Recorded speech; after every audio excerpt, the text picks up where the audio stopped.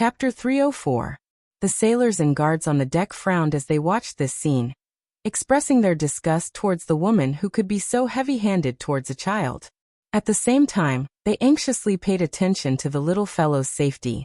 It wasn't that they didn't want to save him, but that no one would have thought that someone would do such a thing to a child.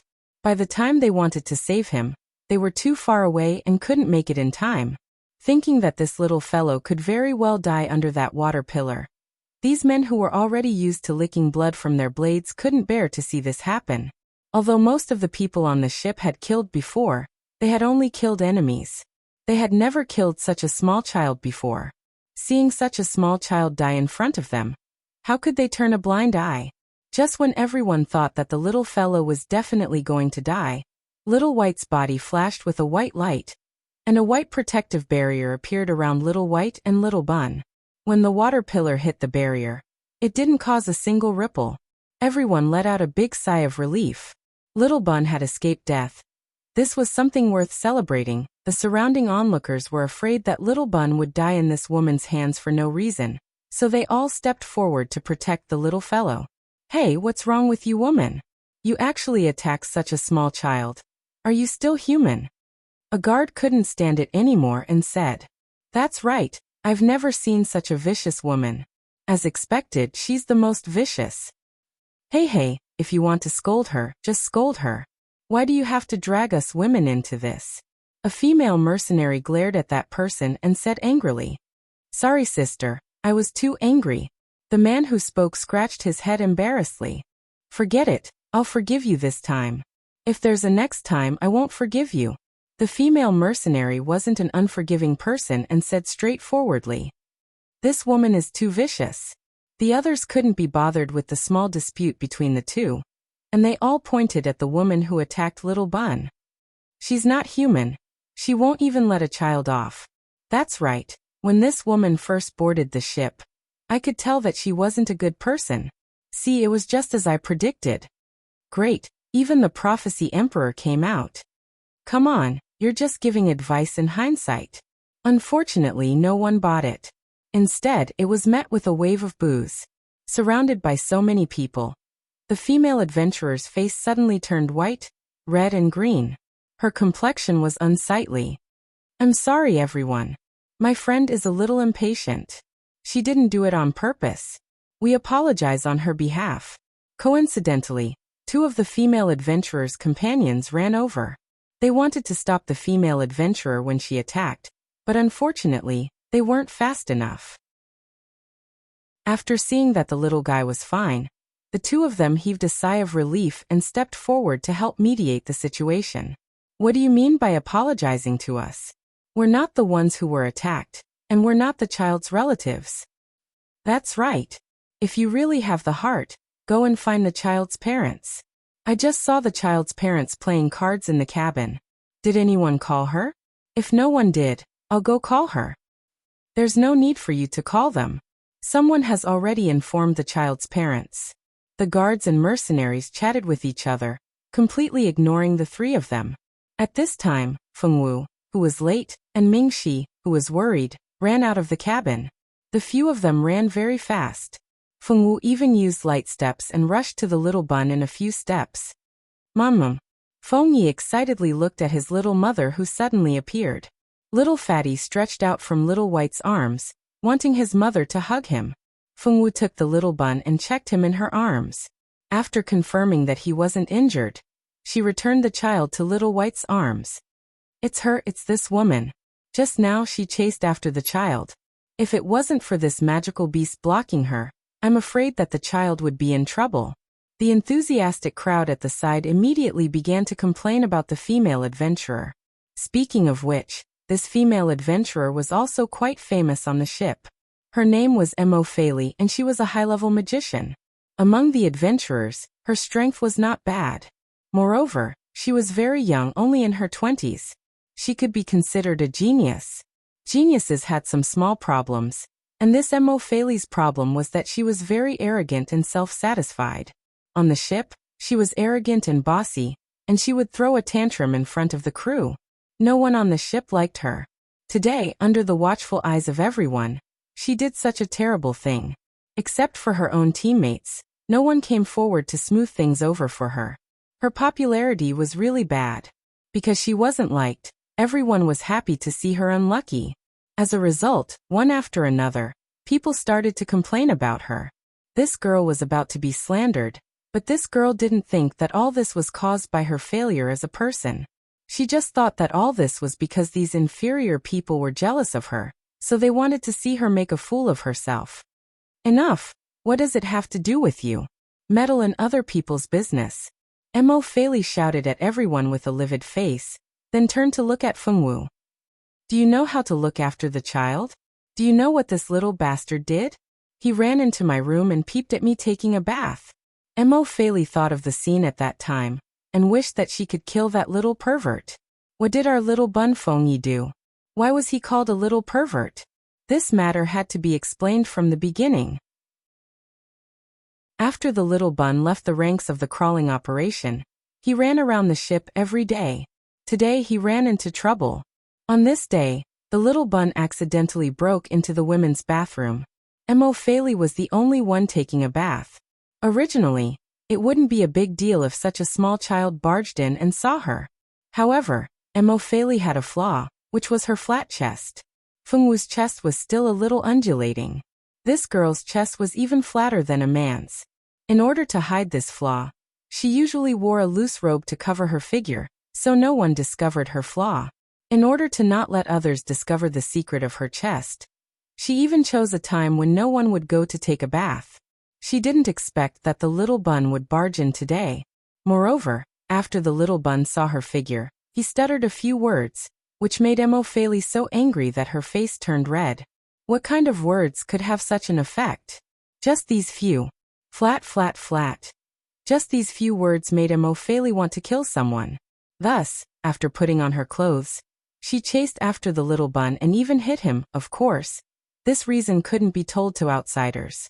Thus, she simplified the real reason to that the little bun didn't learn well, and peeped at her taking a bath. Chapter 305. Peeking at her bathing? Are you kidding? You want to kill such a small child for peeking at you bathing? The word dumbfounded was written all over everyone's faces. This reason was too strong. They were convinced. Who are you calling a little bastard? Uneducated woman. Xiaoyi is just a child. So what if he accidentally peeked at you bathing?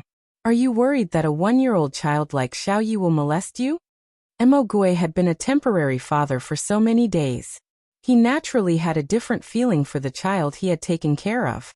He couldn't bear to see someone scold Xiaoyi like this.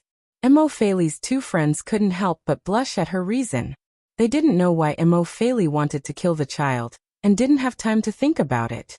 No matter how good their imagination was, they would never have thought that this reason was so strong. Miss Mo Fei, you've gone too far. Not only did you insult a 1-year-old child loudly, you even tried to kill him. No matter what your reason is, we can't forgive you for what you've done. Moreover, the reason was so nonsensical. Mingxi looked at Mo Fei indifferently, but the expression on his face was so serious that no one dared to look at him directly. You're not allowed to scold Xiaoyi. Fengwu glared at Mo Fei and warned her. Fengwu hated it when people badmouthed the little bun. Last time, Qiuruoshui had been slapped twice by the Fengwu girl because she had scolded Xiaoyi. If Mingxi hadn't been holding her hand this time, this girl would have rushed over to beat Mo Fei up. Who wants your forgiveness? This brat peeked at me bathing. Why can't I hit or scold him? If you don't want me to hit or scold him, you should keep an eye on him. I really don't know what kind of parents you are. You can't even keep an eye on a child. Mo Fei wasn't a fool. If she hadn't been driven mad by Fengyi, she wouldn't have done something so damaging to her image in front of so many people. Even if she really didn't like the child, she would have done it in a place where no one could see. It was too damaging to her image in front of so many people. She was a little annoyed at herself for being too impulsive, but since she had already said it, she couldn't take it back. So many people had already seen the scene of her chasing that stinking brat. It's not right for little Yi to offend you, but he must only be a little over a year old. Don't you think you've gone too far by being so harsh on a 1-year-old child, and even insulting him, Miss Mo Fei? Riot said, unable to stand it any longer. What are you all doing here? Get back to work. The leader of the expeditionary mercenary group, Amok, happened to walk over at this moment. When he saw so many people surrounding them, he immediately roared in displeasure. The guards and members of the mercenary corps had to leave when they saw the leader of the mercenary corps. Although they wanted to see how unlucky Emophele would be, they had to leave. After the bystanders left, Amok walked over with a frown and looked at Fengwu, Murphy, and the others with displeasure. I don't care who you are. Please don't cause trouble while you're on the ship. If you have any personal grudges, please settle them when you get off the ship. After saying that, he turned around coldly and left without waiting for a reply. Amok's attitude wasn't very good. It was obvious that he didn't trust the group of outsiders who had come to join the ship, and didn't want to talk to them at all. However, his attitude was normal. Under normal circumstances, a merchant ship shouldn't casually take in people of unknown identities. It was easy to invite wolves into the ship, and increase the difficulty of the guards' work. It was no wonder that the leader of the expeditionary mercenary group didn't like them. After Amok left, Emophele snorted coldly and turned to leave. Gue and Ajur were caught off guard. Who would have thought that the woman who had clearly been so domineering just a moment ago would leave so decisively? As soon as Emophele left, her two companions naturally followed. Before they left, they repeatedly apologized on Emophele's behalf. It seemed that compared to Emophele, these two men were much more reasonable. Emophele left unscathed. Ajur and Gue felt very sullen. If they didn't teach her a lesson, they wouldn't be able to take it lying down. Even if they couldn't kill people on the ship, a small lesson was necessary. At night, late at night, the Fengwu girl followed behind Ajur. Not long ago, Ajur and Gue had knocked on the Fengwu girl's door, and invited her to teach Emophele a lesson. Why did they want to teach her a lesson? What did they mean by a lesson? The Fengwu girl didn't understand. Fortunately, with Gue's explanation, the Fengwu girl finally understood what the two wanted to do.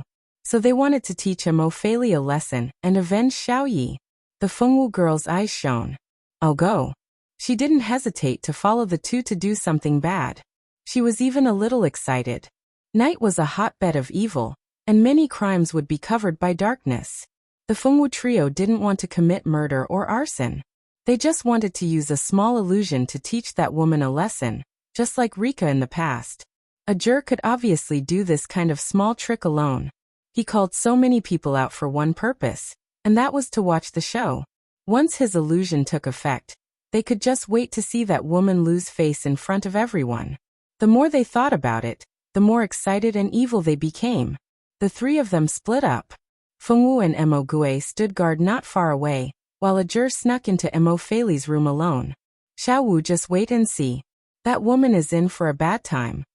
Gue laughed in schadenfreude. He covered his mouth after laughing twice. He couldn't let anyone find out that they were here. Fengwu's eyes lit up as she nodded. Her big black eyes were filled with anticipation. The Fengwu girl didn't like the bad guy who scolded Xiaoyi. Senior Ming, she said that they couldn't hit her on the boat, but it would take a long time to get off the boat. The Fengwu girl counted with her fingers. There were still 5 days before they could get off the boat. So long, they couldn't hit her, but Ajur said he had a way. Out of blind trust in Ajur, the Fengwu girl waited to see Emophele get taught a lesson by Ajur. The two waited for less than 5 minutes before Ajur returned. His complexion wasn't very good, and he looked a little tired. What's going on? Did we get unlucky and get discovered? Gue guessed. No, I didn't see anyone at all. Ajur was also very disappointed. He had already prepared a limited edition illusion attack. This was something he had obtained from the successor of the Seal of Spring, one of the 4 God Seals. Chapter 306. She's not here? Where could she have gone if she's not in her room at this time of night? Gue cursed his bad luck, his young face filled with unwillingness. He wasn't willing to let that woman go just like that. Even Fengwu's eyes were filled with disappointment. She couldn't bear to see Emophele suffer. The Fengwu girl expressed her disappointment. How would I know where she went? Let's go back first and come back tomorrow night. There was no other way. They couldn't find her, and couldn't even find a chance to make a move. Although Emogue wasn't willing to let Emofeli go just like that, there was nothing he could do if they couldn't find her. They couldn't possibly wait here forever. After they had come in high spirits and returned in disappointment, they returned to their respective rooms with dejected expressions. The three of them fell asleep as soon as they returned. Little did they know that tonight was destined to be an eventful night. Early the next morning, a scream rang throughout the merchant ship. Everyone on the ship, be it the crew or the guards, ran toward the source of the scream.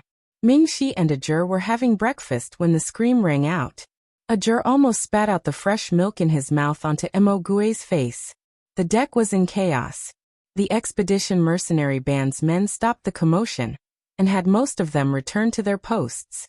Only a few were sent to check out the situation. What happened?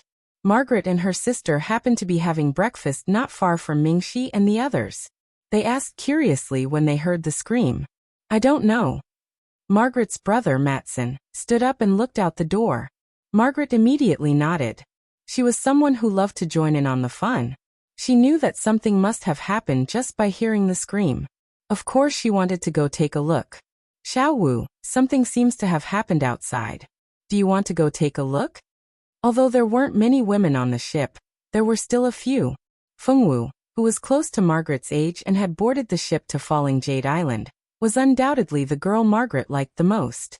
Although there was still a young Emofeli, unfortunately, although Emofeli was about the same age as them, she was not easy to get along with. Margaret naturally didn't want to look for her.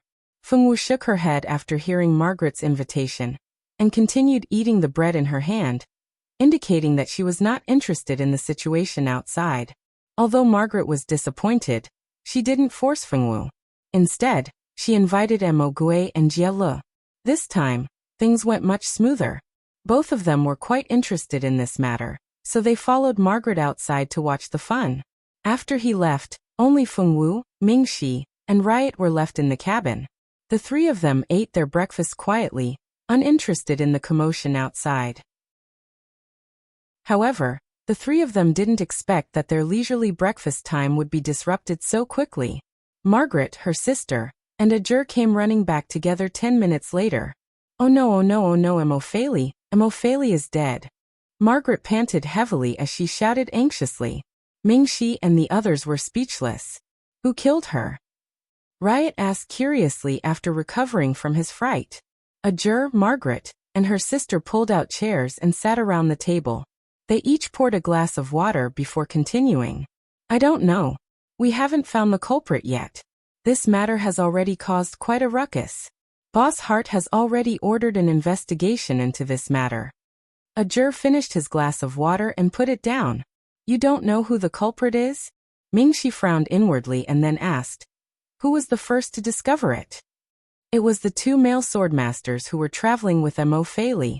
They said that they went to call Emofeli out for breakfast, but found that the door wasn't closed. They opened the door and found that Emofeli was already dead, Matson said. That Emofeli died a bit tragically. Her corpse looked very strange. Anyway, it was quite frightening. It's a good thing that Xiao Wu didn't go. If she had seen the corpse, even you might have vomited your breakfast. Margaret drank water to suppress the churning feeling in her stomach.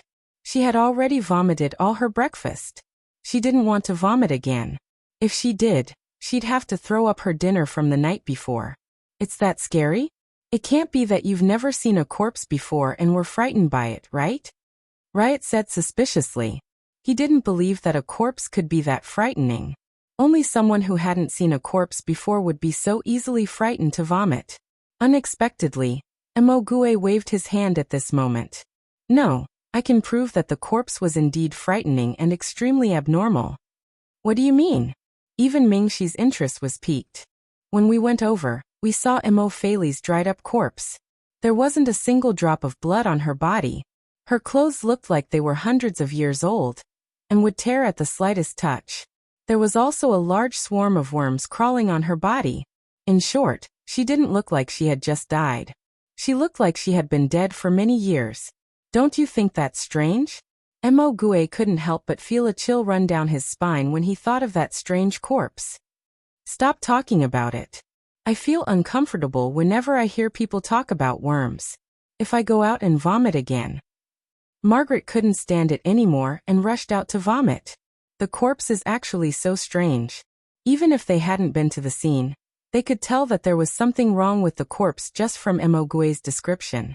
They just didn't know how Hart and Amok would deal with this matter. That's right, it's very strange. Anyway, we have to be careful. Don't go out alone for the time being. Xiao Wu, you have to remember not to go out alone at night. If there's any problem, remember to call us. Ajur rambled on. Because someone had died on the ship, the security on the ship was even tighter. Because Feng Wu and the others had been dawdling with the deceased Mo Fei Li on the day of the incident. They were even called over by Amok and Hart for questioning. Although they weren't convicted, the number of patrols around Feng Wu and the others had increased by several times.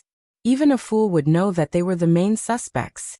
Since they were under someone else's roof, they had no choice but to lower their heads. They were all sitting on the Hart family's merchant ship. On their ship, they could send as many patrols as they wanted. There was no way they could protest to Hart. Now Mingxi and the others could only hope to reach Falling Jade Island as soon as possible. As long as they reached Falling Jade Island, they would immediately buy a ship and sail back to Central City. Unfortunately, things changed again. On the morning of the second day, a black tornado suddenly appeared above the sea. This tornado had extremely strong wind speed and covered a large area of the sea. Most importantly, it appeared as if it had appeared out of nowhere without any warning. Strong winds blew on the sea and huge waves rolled. Sea beasts were swept into the tornado and swept into the sky. The sea was filled with the terrified cries of sea beasts. Chapter 307.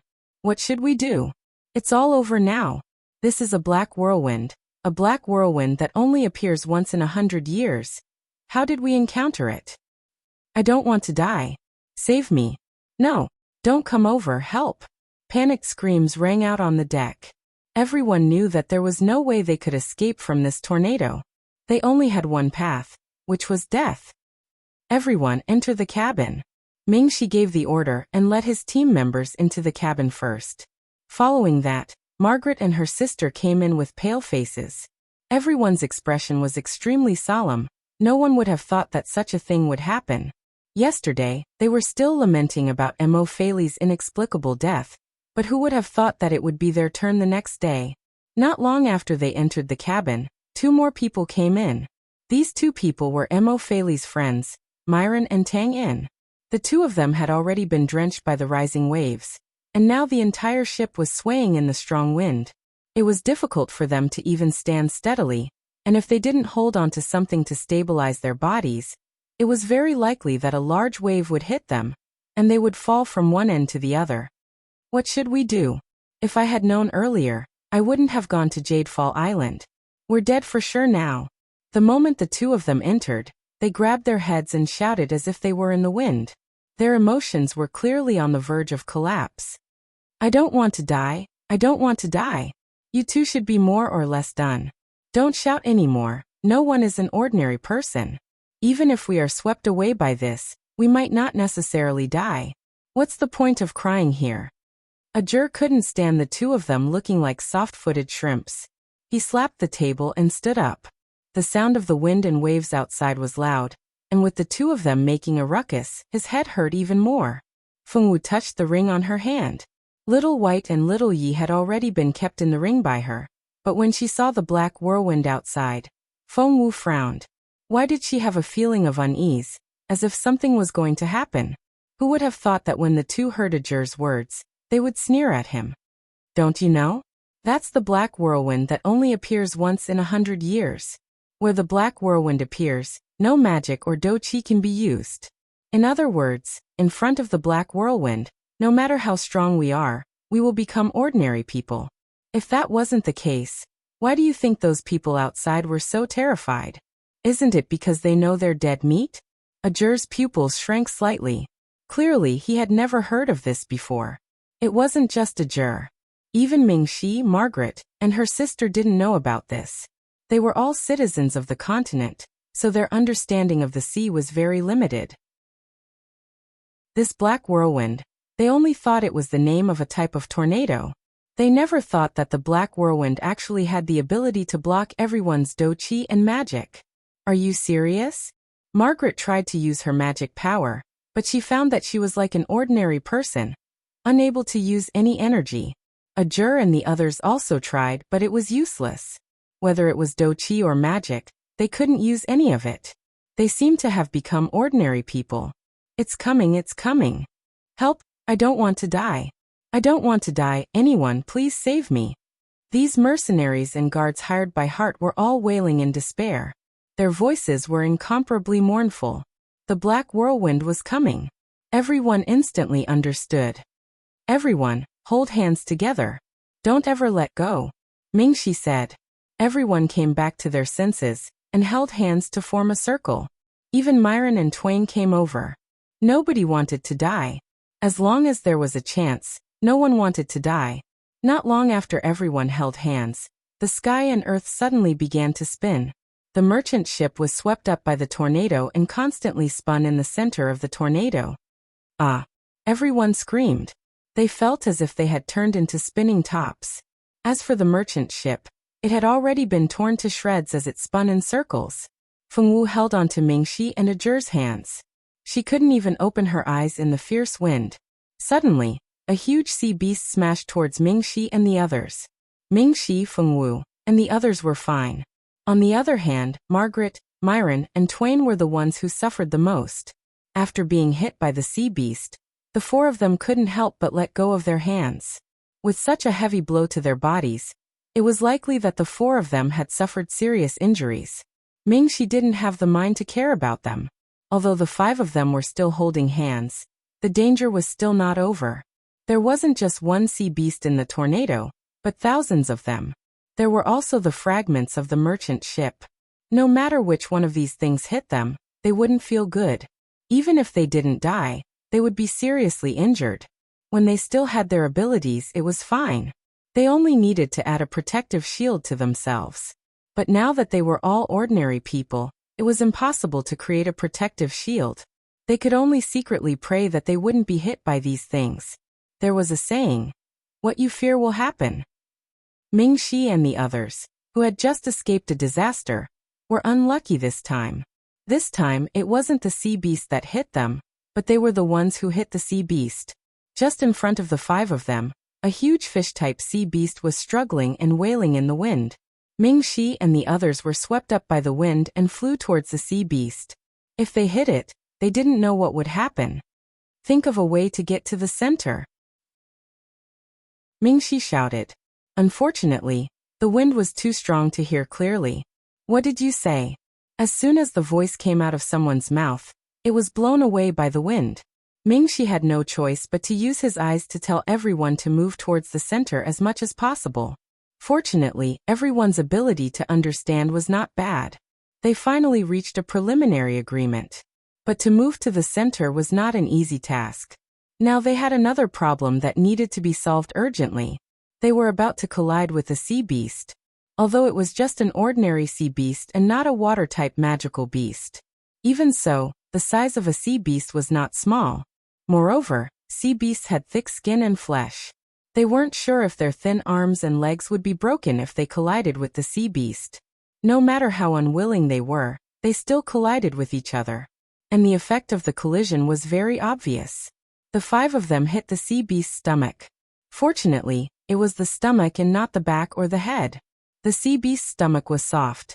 Although the five of them were a little hurt, they didn't vomit blood. But when they collided with the sea beast's body, the sea beast was scared and screamed even more. They didn't know if it was scared or hurt. The wind was spinning faster and faster. More and more sea beasts and water-type magical beasts were swept up. These sea creatures and several ships were also affected. It seemed that they were also unlucky to be swept up. Chapter 308. The tornado was still raging, but Mingxi and the others were gradually unable to hold on. It took a lot of strength to hold on to someone's hand in such a strong wind, and no one would be able to stand it if they held on for too long. After an unknown amount of time, the 5 of them had no strength left, and their hands slowly loosened. The wind was still blowing, and more things were being swept into the sea. There were ships, people, sea beasts, and magical beasts. Fengwu staggered up from the ground. This was an island she had never seen before. She was on a beach, and there were corpses of sea beasts and magical beasts piled up on the beach. There was no one around her except for herself. Where is this place? Where are Ajur and Mingxi? Fengwu patted her dizzy head. She had just woken up from her coma, and when she woke up, she found herself lying on a beach alone. There was nothing around her except for the sea beasts' corpses. This was an island, but it was not an ordinary island. The sand on the island was all black. No, not only the beach, but all the land on the island was black. Fengwu decided to find Mingxi and the others first. She walked step by step on the beach, carefully checking if there were any human figures mixed in with the sea beasts' corpses. Fortunately, she was lucky. Not long after, she saw an unconscious person on the beach. Fengwu trotted over and checked the person's breathing. She felt the person's shallow breathing and sighed in relief. Wu. The unconscious person did not wait for Fengwu to shake him awake, and gradually regained consciousness on his own. This was a beautiful young girl. The young girl had beautiful brown hair, and her skin was very white. The material of the clothes on her body was very good, and one could tell at a glance that she was a pampered young miss. The young girl slowly opened her eyes, and a figure appeared in her line of sight. You. Who are you? The young girl sat up in a panic. Probably because she had been unconscious for too long, the sudden exertion of strength made her feel very uncomfortable, and she almost fell back onto the beach. Fengwu. The Fengwu girl heard and reported her name. What the hell is this place? Why am I here? The young girl looked at Fengwu warily. When she realized that Fengwu didn't have any ill intentions, she calmed down a little and began to look around. You were also swept in by the black whirlwind? The girl slowly stood up. Due to her pride as a noble, she was not used to sitting on the ground and talking to people. Okay. Fengwu nodded. Have you seen my friends? There's Mingxi, Ajur, Emogue, and Riot. Fengwu counted the names of her team members. Unable to find anyone else, the Fengwu girl was in a bad mood. I also just woke up. How could I have the chance to meet your friends? The girl rolled her eyes. Oh. Fengwu was a little disappointed, but she didn't pester the girl to say anything else. Patting the sand off her skirt, Fengwu turned around, intending to continue the search. Seeing that Fengwu was about to leave, the young girl grew anxious. She didn't know when she would meet anyone else in this damned place. Now that she finally had a living person by her side, she didn't want to let her go no matter what. Wait for me. Let's go together. The young girl chased after Fengwu. She didn't care if Fengwu agreed or not. She just minded her own business and followed beside Fengwu. The girl gave her name. Her name was Deliana. She was a noble from the Shuiyin country, a country on the sea. Her father was the minister of the left of Shuiyin country. It could be said that she held a high position in the country. Deliana had come out to sea this time because she had heard about the appearance of the sea god's tomb. She wanted to join in the fun, but she didn't expect that something would happen to her before the fun even began. She didn't know if the family guard who came out with her was dead, and she had lost contact with all of her guards. She didn't even know if she could get in touch with them. Fengwu and Deliana searched along the beach together. They found one of Deliana's female guards and 2 guards from Heart's merchant ship. As for the others, they still couldn't find them. This won't do. Let's go in and take a look. Maybe the others have already entered the island. One of the guards from Heart's merchant ship suggested. Are we really going in? Don't you think this island is very strange? It's like a monster with its mouth wide open, waiting for us to fall into its trap.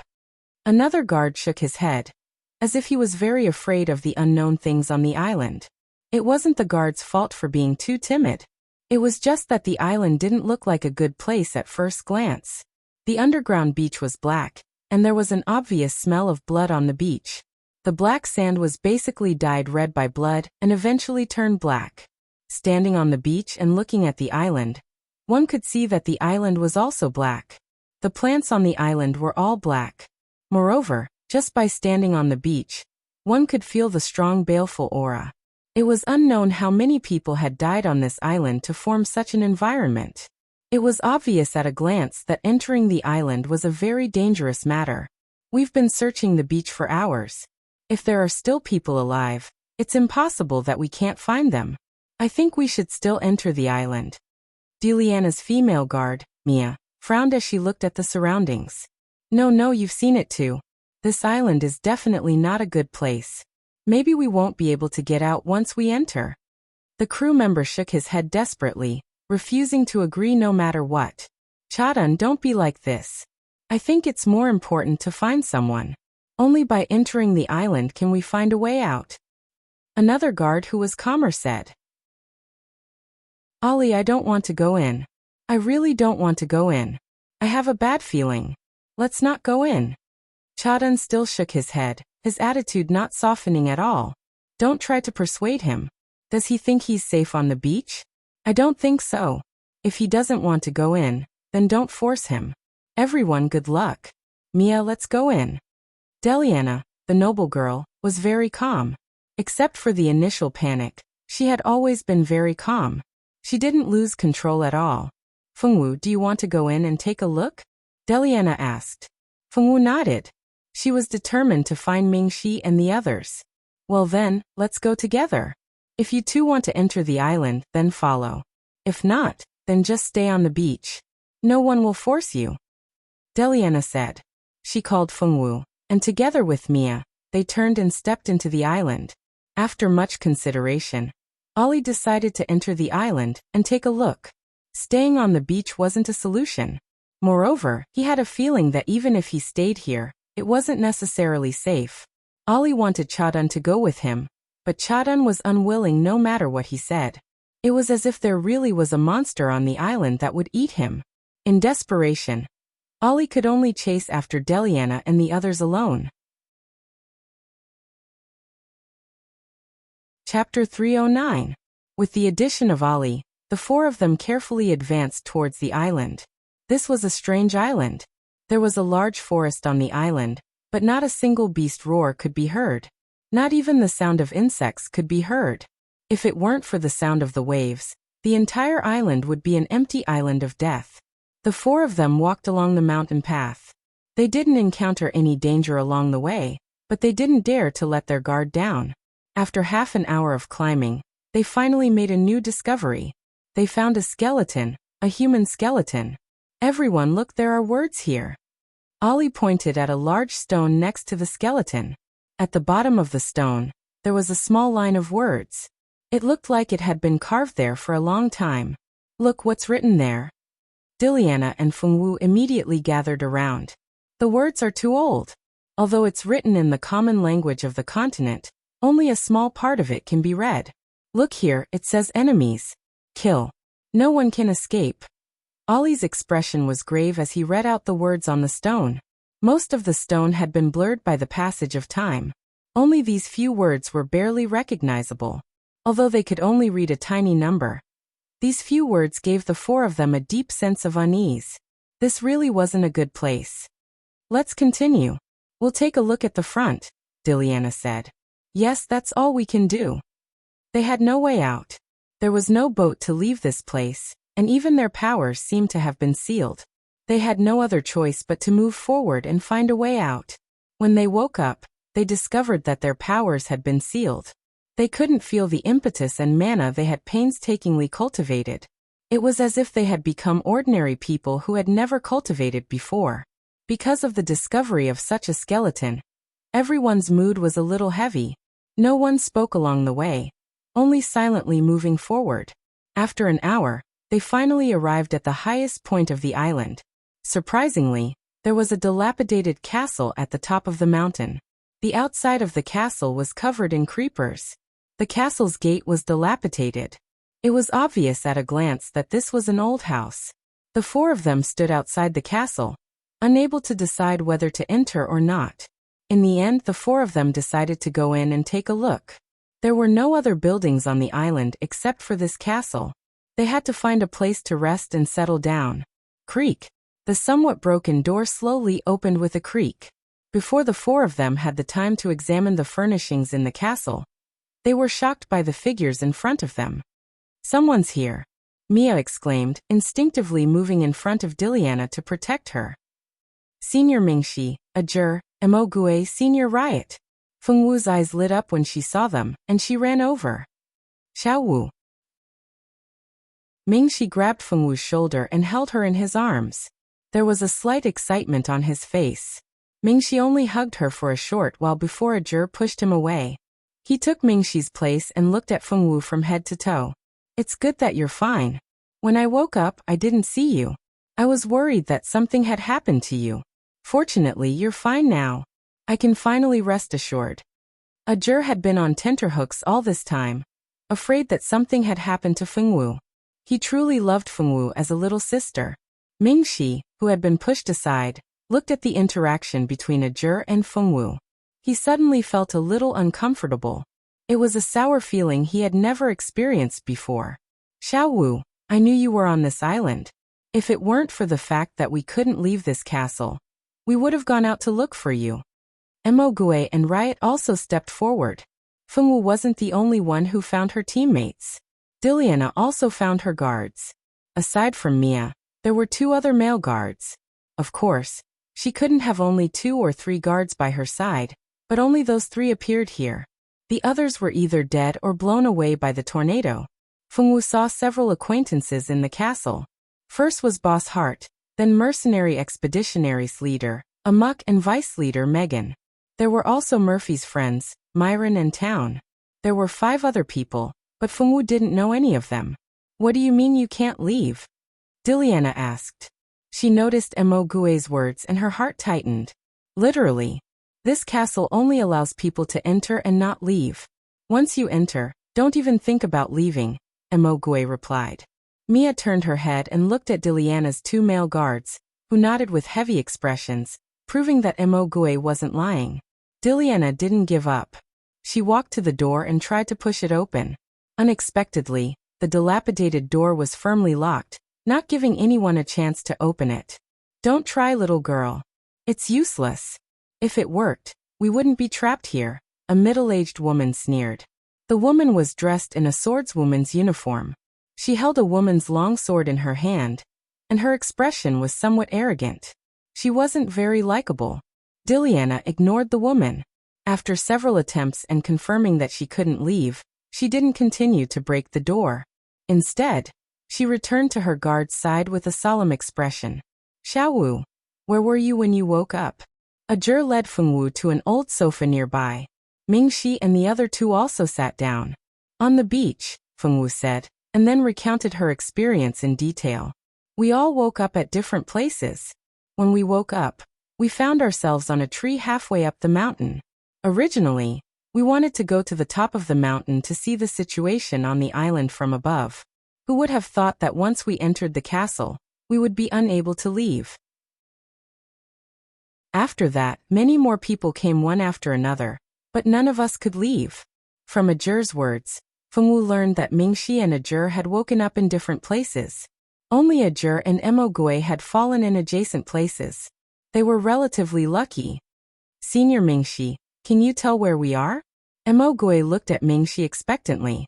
Unexpectedly, Mingxi shook his head. "I can't tell at all." In his memory, he had never seen this place in any of the records. From Fengwu's description, he knew the situation on the outskirts of the island, but he still couldn't tell where they were. Chapter 310. This island was very strange. Although they stood at the highest point of the island, they couldn't see the situation below. They could only see the distant sea. When Fengwu and the others were on the beach, they also didn't see the castle on the island. They only saw a large forest and nothing else. However, after climbing to the top of the mountain, the castle suddenly appeared. It appeared so suddenly that it seemed as if it had appeared out of nowhere, but it also seemed as if it had always been there. "Everyone, we can't do anything like this. Why don't we look around and see if we can find any clues about this place? Maybe we can find a way out," Boss Hart said after clapping his hands to attract everyone's attention. "That's right. We can't just sit here and do nothing. We have to find a way to leave this place." Boss Hart's words made sense. Everyone decided to search the castle for clues. The castle was very large. It had 3 floors, and each floor had dozens of rooms. The 3 floors added together had over 100 rooms. Because there were too many rooms, everyone had no choice but to split up and search for clues. The 20 people split up, with a few searching the first floor, and a few searching the second and third floors. Fengwu pushed open one of the rooms. This room wasn't as dirty as she had imagined. It was very clean, as if someone had cleaned it every day. The room had a bed, a wardrobe, a sofa, and a dressing table. The bed was covered with neat bedsheets. Fengwu frowned slightly when she saw the room's appearance. She then began to search for possible clues. If they wanted to leave this castle, the first thing they had to do was figure out where they were. No one could be sure if there were any clues in this castle. However, in order to leave this place, they couldn't let go of any small corner. Fengwu searched very carefully. Aside from the drawers, she even searched under the bedsheets and carpet. After they finished searching one room, they went to look for another room, room after room. Occasionally, when they came out of another room, they would see Mingxi and the others coming out of another room. They would greet each other and ask about each other's progress before continuing their search. After searching for a long time, no one made any progress. Mingxi's group of 5 happened to be assigned to the first floor. There was also a middle-aged man who they did not recognize who was assigned to the same floor. This man was wearing a mage's robe and holding a staff in his hand. It was obvious that he was a mage. Everyone was not familiar with him. Other than occasionally asking if they had found any clues, they did not talk much. We've searched more than 30 rooms, but we still haven't found anything. Mingxi and the others returned to the hall on the first floor in disappointment. When they returned, they realized that the group of people who were searching for the rooms on the second floor had returned earlier than them. Have you found any useful clues? A juror asked the people in charge of the second floor as soon as he saw them. Diliana was one of the few people in charge of the second floor. She shook her head. There's nothing. We've searched every room and found nothing. There was no news from the first and second floors. Now they could only place their hopes on the people they were looking for on the third floor. They hoped that they would bring good news. About 5 minutes later, the people on the third floor also came down. It just so happened that Hart and the others went to look for clues on the third floor.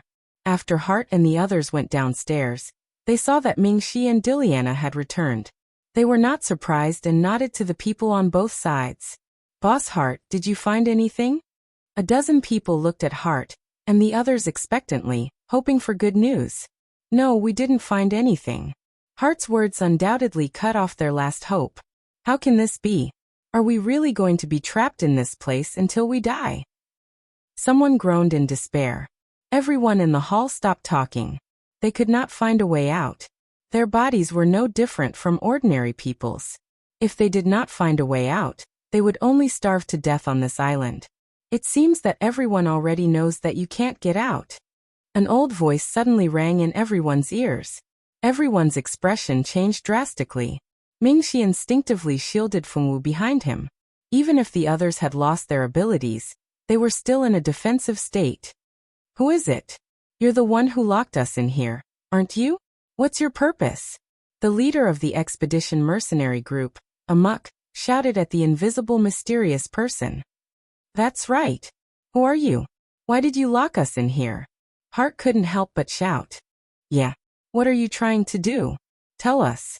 Many people were so agitated that they slammed the table and stood up. There were also some who remained silent. All right, can everyone be quiet and listen to me?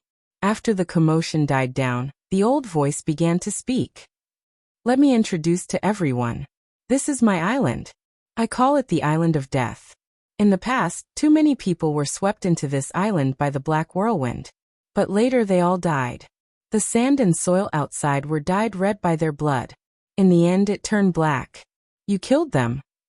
Diliana asked. No. I never killed them. They were the ones who killed them, the old voice said. If you're lucky and can help me with one thing, I'll let all of you leave safely. If not, you'll end up like the person outside. At this moment, an image suddenly appeared in front of everyone. The others didn't know who the person in the image was, but Fengwu and Diliana knew that this person was none other than Chardon, who refused to enter the center of the island. In the image, Chardon was originally standing on the black beach with a dazed expression. It was here that countless red bugs crawled out from the ground. The bugs crawled out of the ground and began to gnaw on the corpses of the dead sea beasts and magical beasts. Chardon also became the target of the bugs. No one knew where these bugs came from. Within a few minutes, the corpses of the sea beasts and magical beasts were completely devoured. As Chardon screamed in despair, he was eaten by these bugs. A living person was eaten by bugs just like that. Not even his bones were left behind.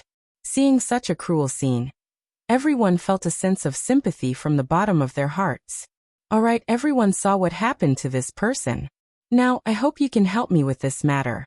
Otherwise, you'll end up like him. What do you want us to do? Ajur asked. They didn't know where this person came from, his name, or his strength. Although they knew nothing about this place, they were certain that this person was very strong. At the very least, he was an invincible existence on this island.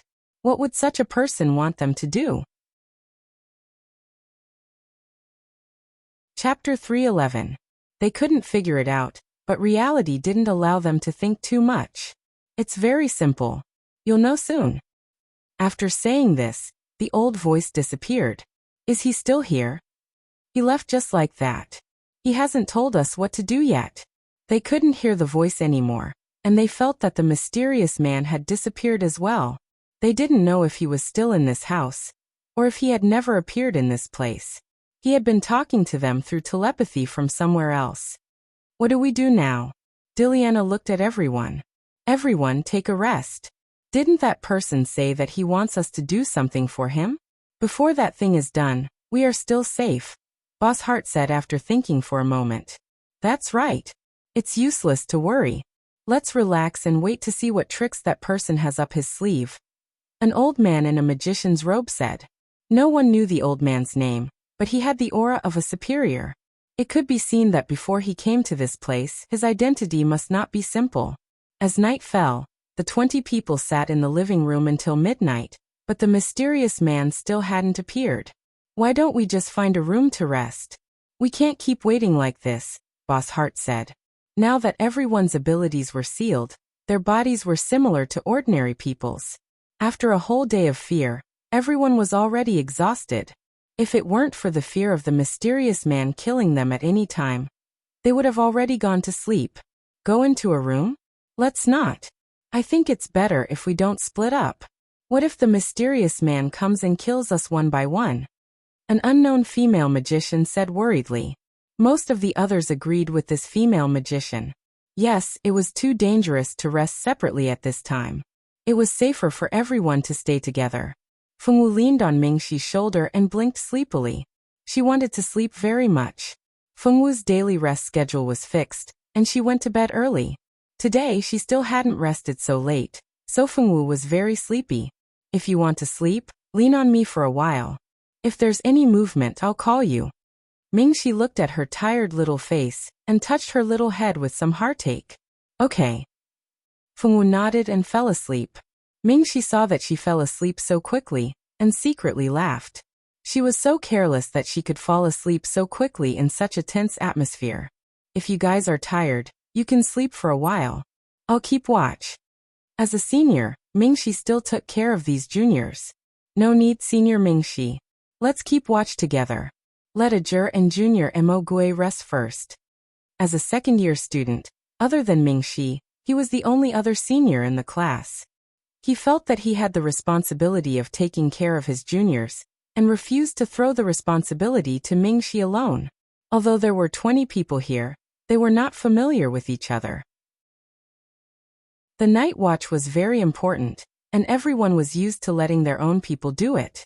After they arranged for trustworthy people to keep watch, those who didn't need to find a place to hide or lie down for the night.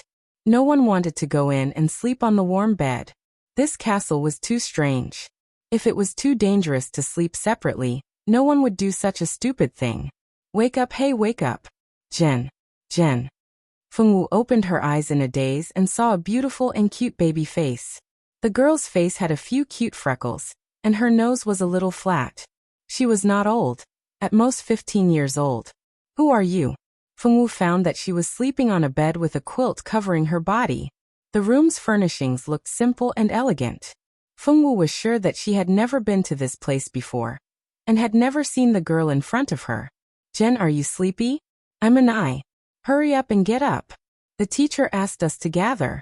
The ship is about to arrive at Loosetail Island. Hurry up and get ready to get off the ship. The girl who called herself Anai wrinkled her cute nose and said helplessly, I'm not Jen, I'm. Fengwu reflexively wanted to correct her. Her name was Fengwu now. Her previous name was Sky Blue, and she had never been called Jen before. At this moment, a familiar yet strange voice sounded. This voice was not just anyone. It was the old and mysterious voice that Fengwu had heard in the castle. The game has begun. Little girl, remember what I said. Live well in this game and live until the end to find the truth. What did this mean? Fengwu girl expressed that she did not understand. Where was Mingxi? Where was Ajur? Where was everyone? Fengwu wanted to think about what was going on, but the girl called Anai did not give her much time to think. Anai lifted the quilt and pulled Fengwu up, telling her to quickly wash up while she began to pack her things.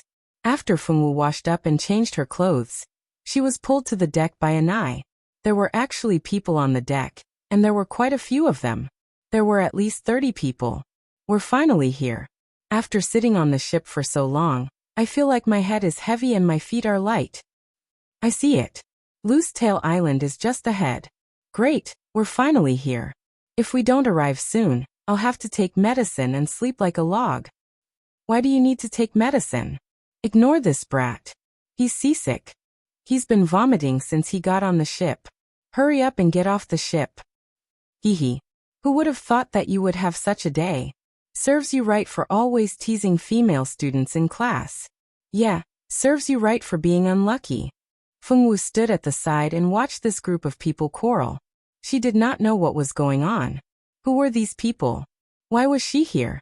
Although Fengwu had a lot of questions in her heart, she did not ask again. She just stood at the side and did not speak a word.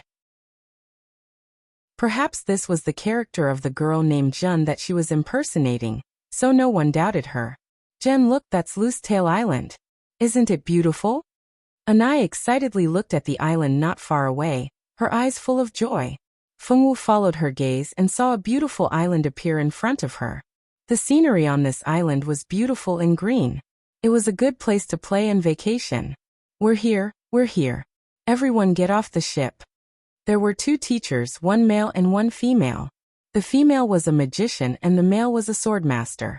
Both of them had the strength of great swordmaster and great magician. The people on the ship got off the ship one by one. After getting off the ship, everyone saw a well-dressed and elegant middle-aged man walking towards a girl. Chapter 3:12. The people on the boat disembarked one by one. After disembarking, everyone saw a well-dressed and elegant middle-aged man walking towards a girl. Miss, you must have worked hard along the way. Send someone to help my classmate with her luggage. Have you arranged the rooms? The girl's eyes were filled with arrogance as she looked at the housekeeper and asked. It has already been arranged. Please rest assured, Mississippi, the housekeeper said. Hurry up and lead the way. The teachers and classmates are all tired from the journey. The island that father bought is too far away. It took a person a month to travel by boat. The girl complained. Listening to the girl's words, this island was actually bought by the girl's father. Soon, the housekeeper sent someone to take everyone's luggage. Fengwu and Anai walked at the back. The others walked forward to get closer to the girl. Yunemo's family is really rich. Her father bought such a beautiful island for her birthday. She really has a different life. When can I have such a small island as my private property? Walking not far in front of Fengwu, a girl whispered softly. Keep dreaming. Don't you know who Yunemo's parents are? Her family's business covers several countries and has business dealings with many countries on the sea. Her mother is the eldest princess of the Bohai Kingdom. Not only is her family rich, but her bloodline is also noble. It really makes people envious. Another voice said enviously. It could be heard that this girl called Yanemo's family was very rich. Her family was also very rich. She was the girl with the best family background among all the seniors. And they had come to this island because they had been invited by Yanemo to her new island for a vacation. Shun later on, you must not be alone. Yanemo invited you, but I always feel that she has bad intentions. She has never liked you. Be smart and don't let her find a chance to deal with you. Do you understand? Anai suddenly lowered her voice and whispered in Fengwu's ear. The information revealed by these words was that this girl called Jun, and the envied Yanemo, did not have a good relationship? I'll be careful. Fengwu nodded. Yanemo is too much.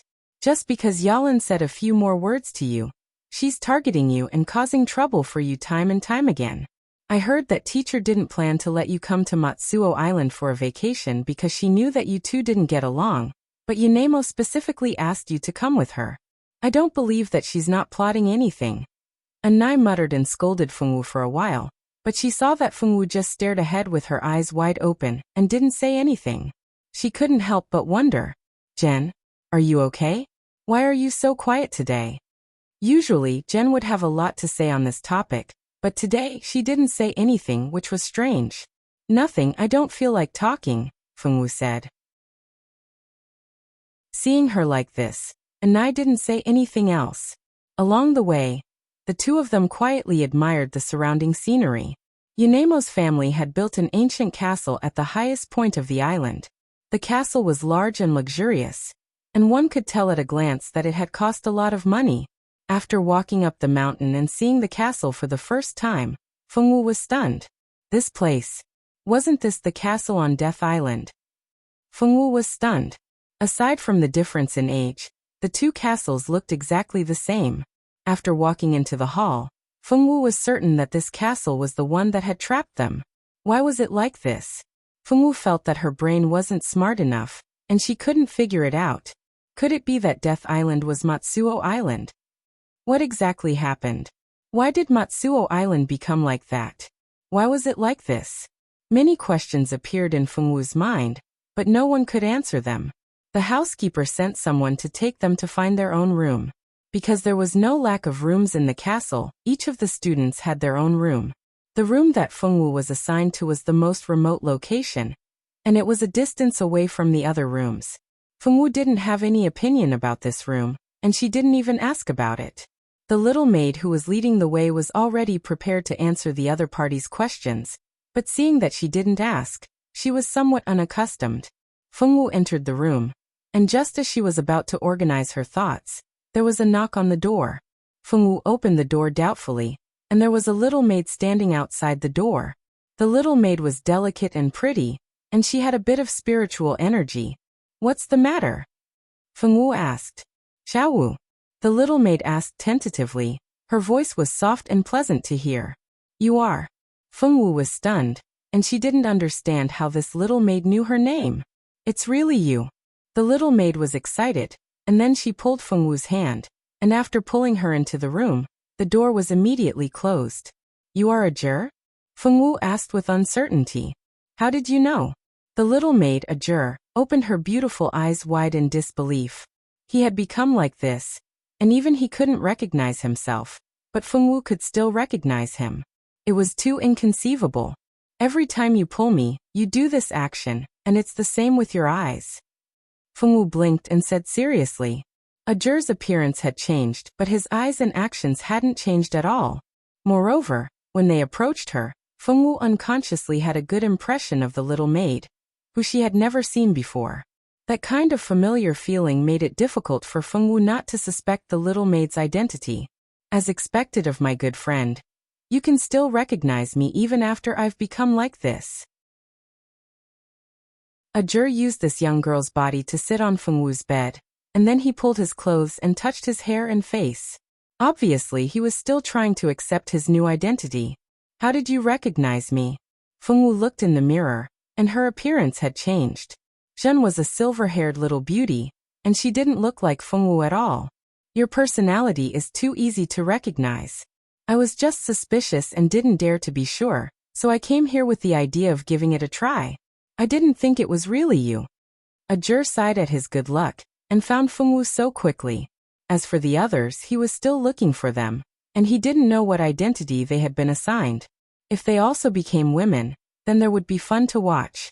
He hoped that they would become women, otherwise, it would be too unfair if he was the only one who changed gender.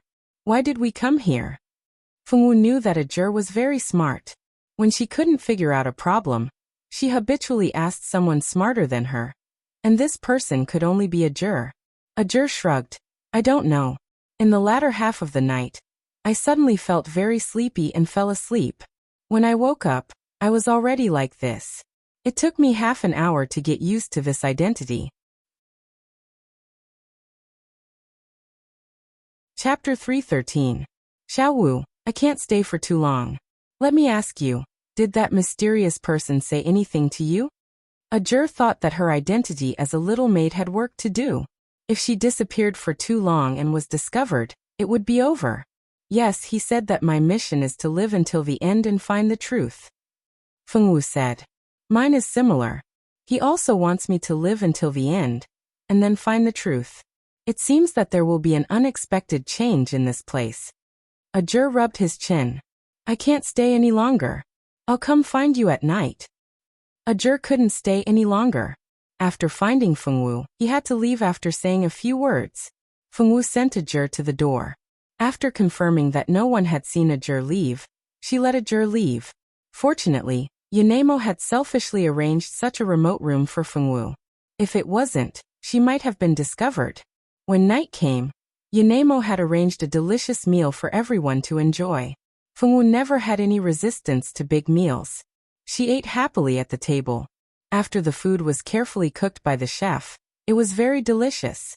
Fengwu ate a lot, but she also received a lot of eye rolls. Unfortunately, these people rolled their eyes at Fengwu. This girl always cared about nothing when it came to eating. It was probably because the students in the class all knew that Yanemo didn't like Jen. When facing Jen, they either ignored her or ridiculed her. If it was the real Jen, she would probably be very disappointed and sad. But Fengwu didn't feel this way. After eating dinner and returning to the room, the sky outside began to open and it began to rain heavily. The rain became heavier and heavier, and the sound of thunder and lightning could be heard incessantly. Fengwu closed the window and drew the curtains. Through the curtains, she could still see the streaks of lightning. In the middle of the night, Ajur came. He didn't find another companion. He didn't know what the others had become. After the two met, they didn't find any valuable information and went to sleep. Early the next morning, a series of screams rang out. A few minutes later, Fengwu's door was banged on by someone. Fengwu opened the door. It was Anai who knocked on the door. Anai looked at Fengwu in horror. This is bad, Jen. Someone's dead.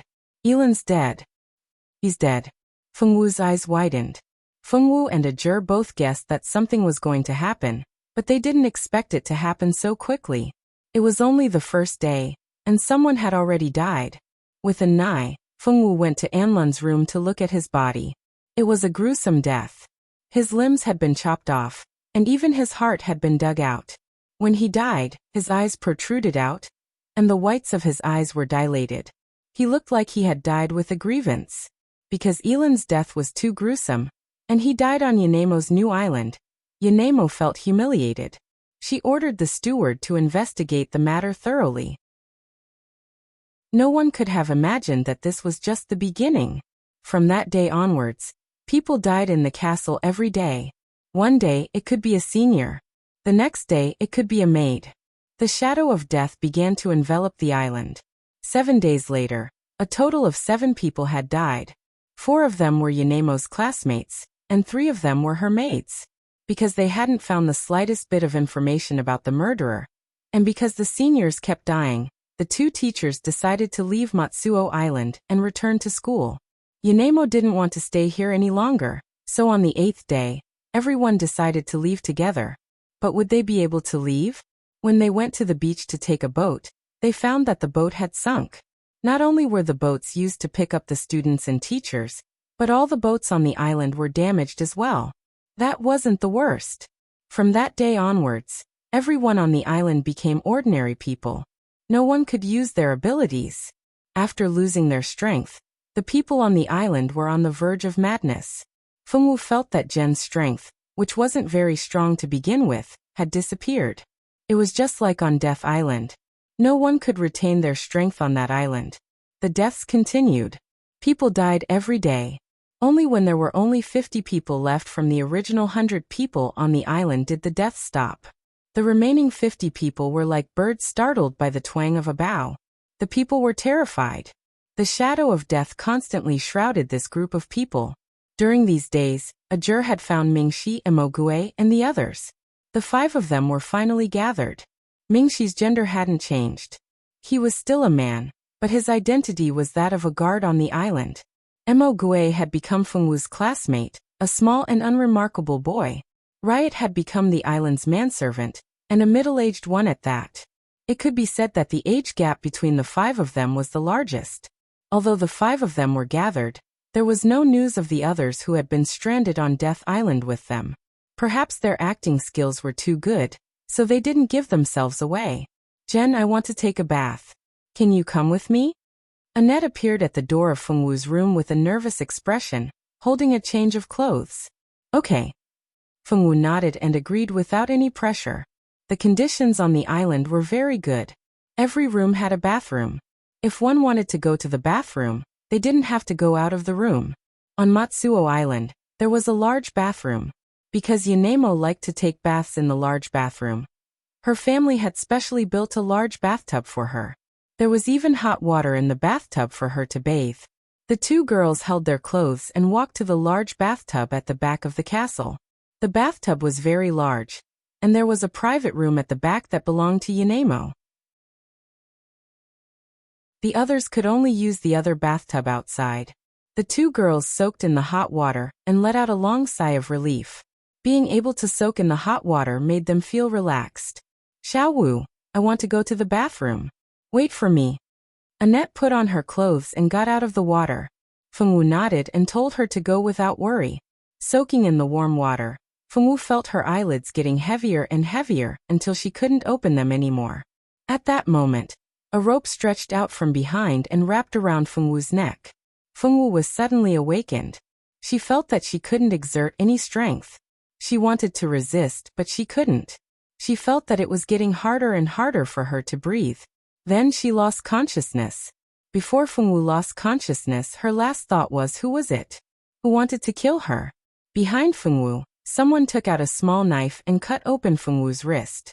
Then he put Fengwu's hand into the water. Blood spread in the water and dyed the clear water red. After doing all this, that person sneered and left quickly from the other side. Chapter 314. Behind Fengwu, someone took out a small knife and cut open Fengwu's wrist, then put Fengwu's hand into the water. Fresh blood spread in the water, dyeing the clear water red. After doing all this, that person sneered and quickly left from the other side. A few minutes later, Anai came back in a hurry after going to the bathroom. Behind her were 2 female classmates.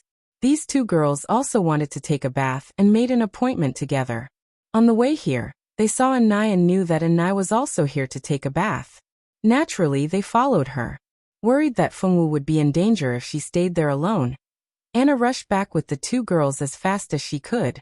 The 3 girls walked into the hot spring pool, which was specially used for guests to take a bath, and saw Fengwu sitting motionlessly in the pool with her back to them. Xiaowu, I'm back. Sorry to keep you waiting. I met Farah and Emochi on the way, so we came together. Seeing Fengwu sitting in the water, Anna didn't see anything wrong and took off her clothes as she spoke. Jen, you're really brave. We don't know where that murderous demon is hiding, but you dare to stay here and take a bath alone. Farah took off his skirt as he spoke. That's right. If it were me, I definitely wouldn't dare to stay here alone. Emochi also took off her clothes and prepared to go into the water. After taking off their clothes, the 3 girls wrapped themselves in towels and were about to soak in the water for a while. But when they came closer, they found that the hot spring pool was already dyed red with blood. Ah! Screams pierced the sky, and the 3 girls were so scared that their faces turned pale. Anna, who usually had a good relationship with Jen, was so scared that she sat on the ground. What's wrong? What happened? Did something happen to someone again? Killing people again. What exactly does that damn demon want to do? Waves of curses came from the castle, but everyone didn't stop and rushed toward the source of the sound. Who's in trouble? Most of the survivors rushed over. When they arrived at the hot spring pool, they saw the three girls hugging each other in fright, and the last one lying on the ground. It was obvious that they were badly frightened. Jeanne, something happened to Jeanne. Anai cried with a pale face. Mingxi and Ajur, who had blended in with the crowd, heard this and their expressions changed drastically. Mingxi and Ajur stepped forward one after another, and immediately went to check on Fengwu's condition. He checked Fengwu's pulse between her legs and found that although her pulse was weak, it was still beating. The two exchanged a look and heaved a sigh of relief. Miss Jeanne is still alive. Let's save her first. Ajur did not forget the role he was playing. He was now a little handmaiden, and he had already attracted attention when he rushed forward. He could not give himself away now.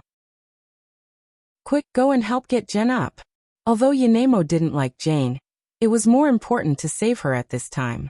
She immediately ordered two maids to come forward to help and get Fengwu up. Gentlemen, please leave us alone for a moment.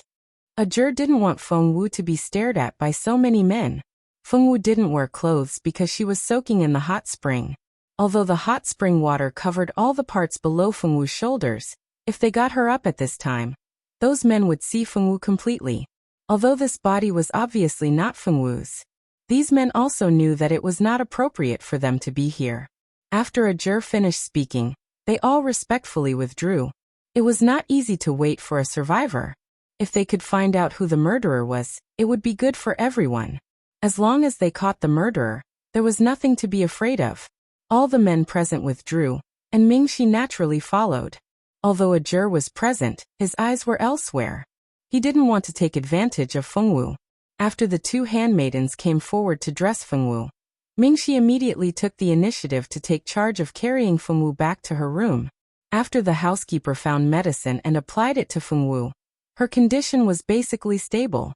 Fengwu's injury was not serious, but she had lost a lot of blood. If it was discovered a little later, it was still uncertain whether she could be saved. What the hell is going on? You three tell me, how did something happen to Jen? The two teachers had not yet appeared. At this time, the role of a teacher became obvious. It was very important to have someone who could preside over the overall situation. Teacher Bellard, we don't know what's going on either. Something happened to Jen when we went there. The one who spoke was Farah. Her face was pale, and her eyes were red and swollen from crying. Teacher Bellard, we don't know anything. Something happened to Jen when we went there. Emochi also said. The two girls were probably frightened. They looked delicate and pitiful, which made people feel sorry for them. Probably because they had seen too many dead people recently, no one was in the mood to feel sorry for others. Everyone was guessing who the murderer was. Why did Jen go to take a bath alone at this time? Didn't I tell you not to act alone? Teacher Dryo, Jen didn't go alone. She went with me. But not long after we went there, I suddenly wanted to go to the toilet, so I left for a while. I swear I only left for a few minutes. I really didn't expect Jen to have an accident in just a few minutes. It's all my fault. If I didn't ask Jen to take a bath with me, she wouldn't have had an accident. And Nai blamed herself. She and Jen had always been good friends. Both of them were invisible people who no one paid attention to. Naturally, they became best friends. Their relationship had been very good since they met. If something happened to Jen because of her, she would never forgive herself.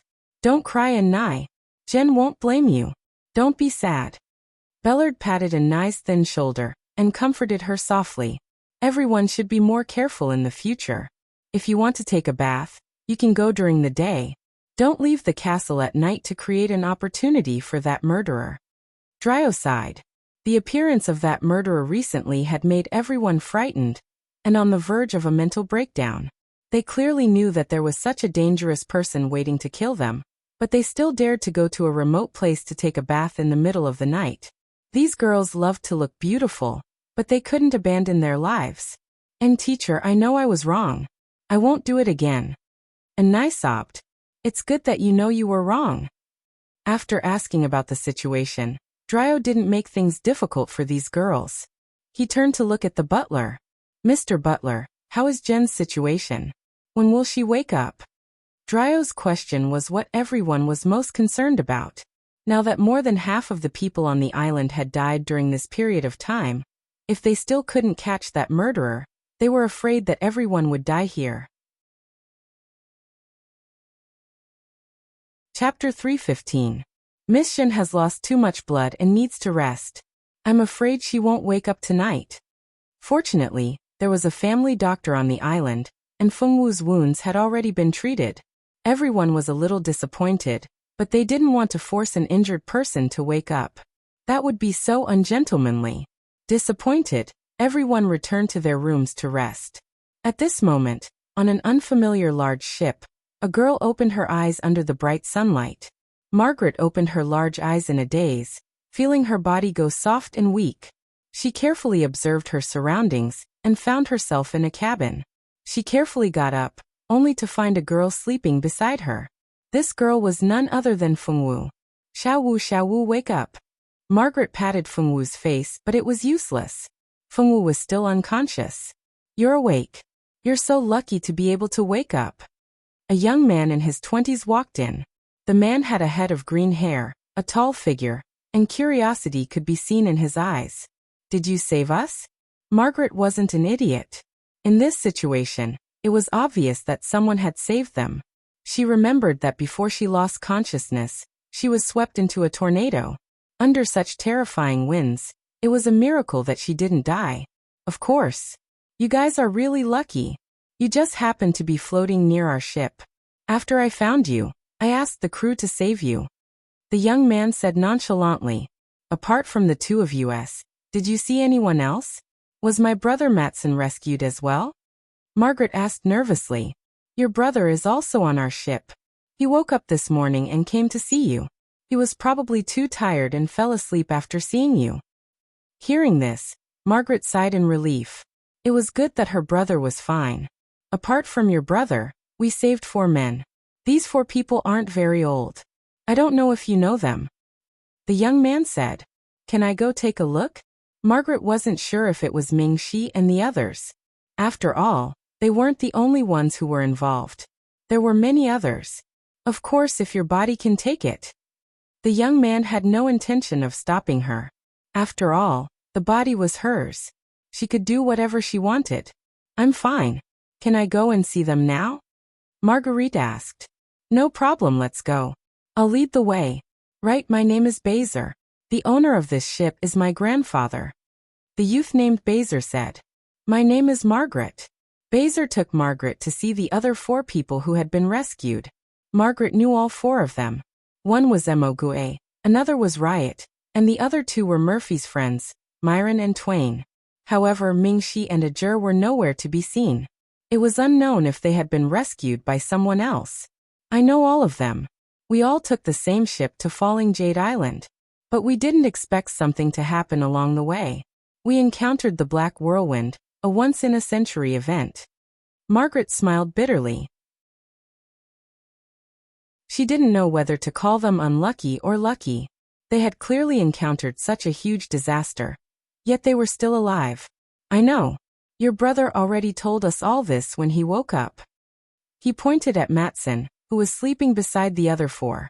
Thank you. If it weren't for you, we probably wouldn't have survived. Margaret thanked them sincerely. No need to thank us. You were lucky to be able to wake up. The others weren't so lucky. The young man's eyes darkened. There seemed to be a trace of regret in his words. What do you mean by that?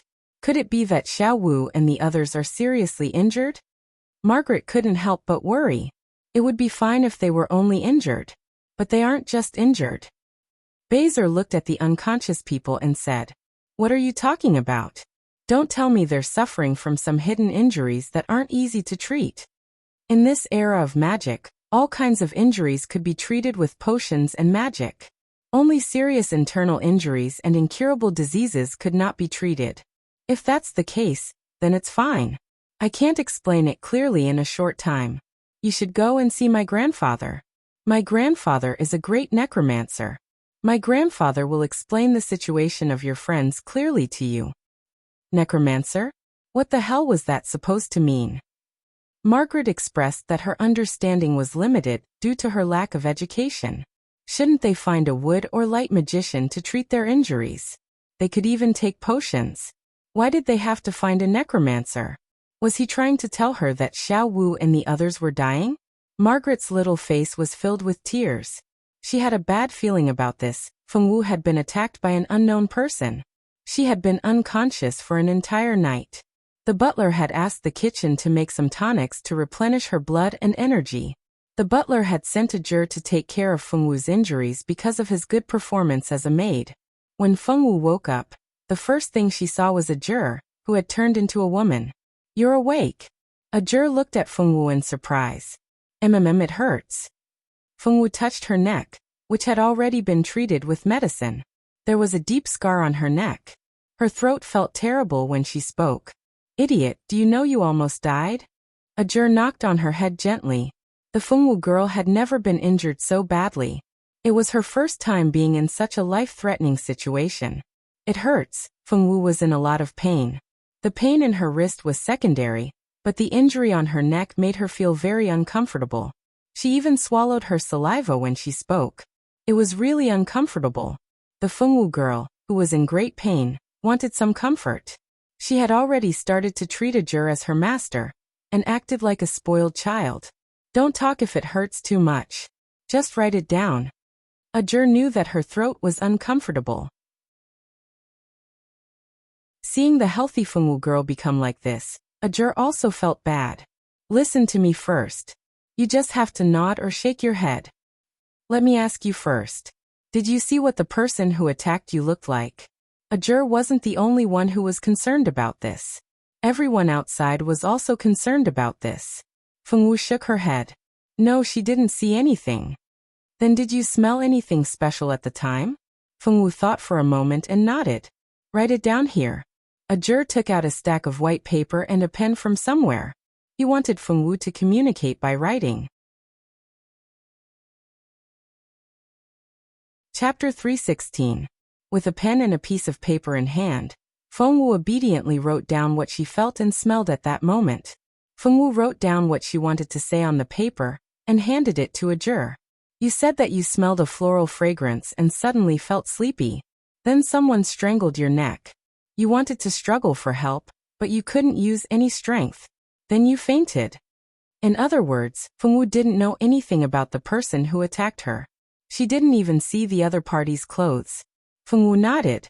She really didn't see anything. In this place, she couldn't use any of her abilities. She couldn't even hear the sounds of animals and plants. The Feng Wu girl was very uncomfortable. A jur got the answer and let Feng Wu rest. He had to go out and deal with the people who wanted to know the answer. A jur closed the door and left Feng Wu's room. Almost as soon as she left the room, she was surrounded by people. A jur asked everyone to go to the hall to talk. Mingxi mixed in with the crowd. After everyone left with a jur and the fake girl, he hid in the dark and guarded Feng Wu's room. He was afraid that the mysterious person would kill Feng Wu again. How was it? Did Jen say something? Did she see the murderer? She must have seen it, right? Yanemo asked almost incoherently. Recently, there had been a lot of murders. Yanemo was about to go crazy. They couldn't wait to get useful information from Jen, and then find the murderer. A jur shook his head. Miss Jen didn't see anything. Because Miss Jen's throat was injured, I asked her to write down her experience.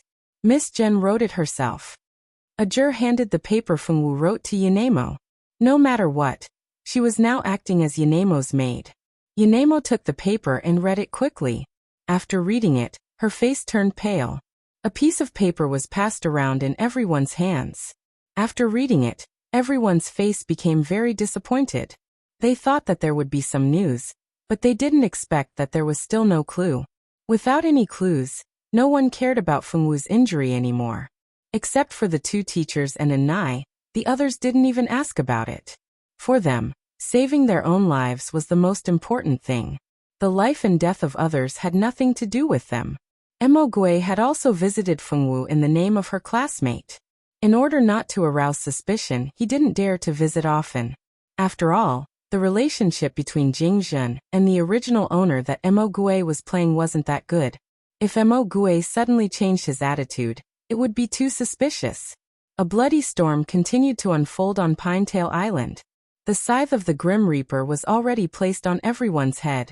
At the same time, on a large ship, the calm sea, the dazzling sunlight, and the cries of beasts on the sea, everything was so tranquil. Margaret followed Baser to the room of Baser's grandfather. Baser's grandfather was a very kind old man. The old man's name was Sherman, and he was a necromancer. Sherman was also a well-known figure among necromancers. He was very righteous and compassionate. Margaret had a good impression of this benevolent old man the moment she saw him. The benevolence in the old man's eyes was something that most people didn't have. "Sit down, child." Sherman sat behind his desk. He wasn't surprised to see Margaret enter the room. Instead, he smiled kindly. "Hello, thank you and your family for saving my friends and me." Margaret said a little cautiously. "You're welcome, child. I believe that it was the will of the Lord that we met," Sherman said. "Grandpa, I want to know if something happened to my friends. Just now, young Master Baser told me that they might not wake up. I want to know what that means. Are they seriously injured?" Margaret asked anxiously, worried about Fengwu and the others' injuries. Although she and Fengwu hadn't known each other for long, they were already good friends. She had a good impression of Fengwu, who was such an innocent and cute girl. She really didn't want to see anything happen to her. Hearing Margaret's question, Sherman sighed. "No, girl, come with me." Sherman stood up, walked around the desk, and gestured for Margaret to follow. Sherman led Margaret to the bow of the ship and pointed to the front. "Do you see that island?" Sherman pointed at a small island that was full of greenery. The island was covered in greenery, and the environment looked very good. "Yes, that island is very beautiful." Margaret didn't know what Sherman wanted to do, but she still answered honestly. "That island was called Pinetail Island 100 years ago. Now it's called Death Island." "Death Island? That. Grandpa, I just want to know what kind of injuries my friends suffered. Does that island have anything to do with my problem?" Margaret expressed her confusion. "Of course it has something to do with it. If I'm not wrong, they should all be on Death Island," Sherman said seriously. "What? Please don't joke around. Xiao Wu and the others are clearly sleeping on your ship. Why would you say that they're on that island? This is too strange." In fact, what Margaret wanted to say the most was, "Are you sure you're not senile?" No matter how stupid Margaret was, she knew that she couldn't say that. If she did, she would definitely be chased off the ship and fed to the sea beasts. Their bodies are still here, but their souls are long gone. As a necromancer, Sherman could tell whether a person's soul was still there at a glance. "Soul? You mean to say that the reason why they can't wake up is because their souls are trapped on that island?" Shocked, Margaret turned pale with fright. She wasn't stupid and grasped the main point in just a few sentences. "How could this happen? What should we do now? Should we go to the island and get their souls back?" Margaret said helplessly. "If they were injured, it would be fine." Whether it was external or internal injuries, there was always a way to treat them. But now that their souls were gone, what should she do? Sherman shook his head and sighed. "It's useless. That island is no longer a place where any living creature can enter. Entering Death Island will only result in death. I'm confused. Why would Xiao Wu and the other souls be on that island? What's going on? I'm confused." Margaret expressed that she didn't read much and couldn't understand. This island of death is related to a tragedy that happened 100 years ago. Ever since that tragedy, Matsuo Island has become the island of death. No human can set foot on it anymore. None of the people who set foot on the island have returned alive. Chapter 317. This island of death is related to a tragedy that happened 100 years ago. He sighed deeply as he recalled the tragedy that shook the entire ocean world. Ever since that tragedy, Matsuo Island has become the island of death. No human can set foot on it anymore. No one who sets foot on the island can come back alive. No one can come back alive? Margaret's heart skipped a beat. She felt that she had gotten herself involved in something terrible. Grandpa, can you just tell me if Xiao Wu and the others can be saved? I don't understand what you're saying, Margaret said helplessly. She just wanted to know if Feng Wu and the others could be saved. In the end, the old man gave her a bunch of words that she couldn't understand. Margaret was speechless. Sherman saw her anxiety and said, "They can't be saved. No one can save them. The only one who can save them is themselves." Grandpa, can you not make it sound so profound? I'm not good at studying since I was young. I've never passed cultural classes. Sherman was speechless. Sherman coughed lightly. He was having a headache because of this girl. Which family did this girl come from? Why was she so annoying? To put it simply, their souls are trapped on the island. If they want to leave the island, they can only rely on their own strength. Outsiders can't help them.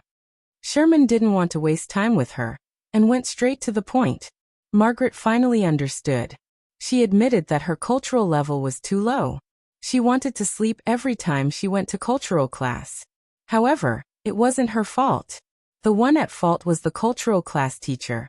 That old woman would talk long and hard every day in class. Perhaps it was because she had lived alone for decades and hadn't had a boyfriend, but she was a psychopathic old woman. She didn't want to stray off topic, so she went back to the previous topic. Then we can only wait here. Is there nothing we can do? Margaret asked, unwilling to give up. There's nothing we can do. That guy won't let the souls on the island leave easily. Sherman shook his head. When he talked about that guy, he seemed to be recalling something. Who is that guy? Instinctively, Margaret felt that the guy Sherman was talking about was probably the key figure in the incident where Feng Wu and the rest fell into a coma. He's a pitiful person. Let's not talk about it. When people get old, they like to reminisce about the past. Let's go. You should also rest. Before your body fully recovers, you can't be too tired. Sherman came back to his senses and waved his hand after saying these words.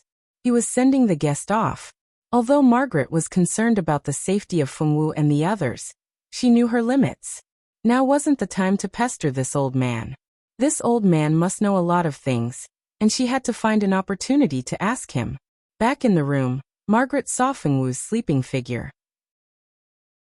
She sighed deeply and tried to use her power to wake Feng Wu up. Unfortunately, it was useless. The power she used was like a stone sinking into the sea. It was useless. She lowered her head in disappointment. Xiao Wu, you have to wake up soon. At this moment on Death Island, the people were still shrouded in an oppressive atmosphere.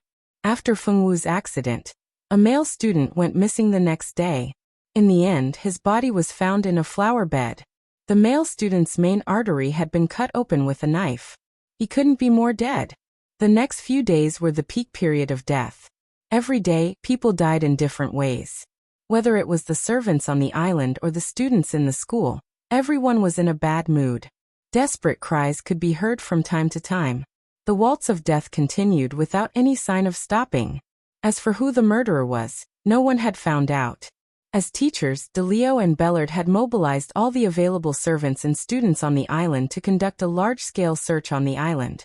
However, after searching every corner of Matsuo Island, they still couldn't find a suspicious person who was suspected to be the murderer. They couldn't find the murderer, and there were no signs of strangers on the island. All these signs pointed to the possibility that the murderer was among them. The murderer hid very well and didn't leave any clues at all. After every murder, there was no useful information left at the scene. Feng Wu's injury had healed after a few days of recuperation. Now she could get out of bed and walk around. She also followed the large group to patrol the mountains to search for the murderer. These days, Mingxi and the others had been studying the murderer's methods and habits. Although the results of the research weren't perfect, it wasn't completely useless. While Mingxi and the others were studying the murderer, the other people on the island weren't idle either. In order to find the murderer, the two teachers organized everyone into small groups. Each group had 5 people, and the 5 people had to act at the same time. If someone acted alone, it meant that there was a possibility of committing a crime, and they would be heavily supervised. This method was indeed useful. At least, no one was killed in the last 2 days. After 2 days, no new victims appeared. The two teachers and the owner of the island, Yanemo, called everyone together for a small meeting on the murderer.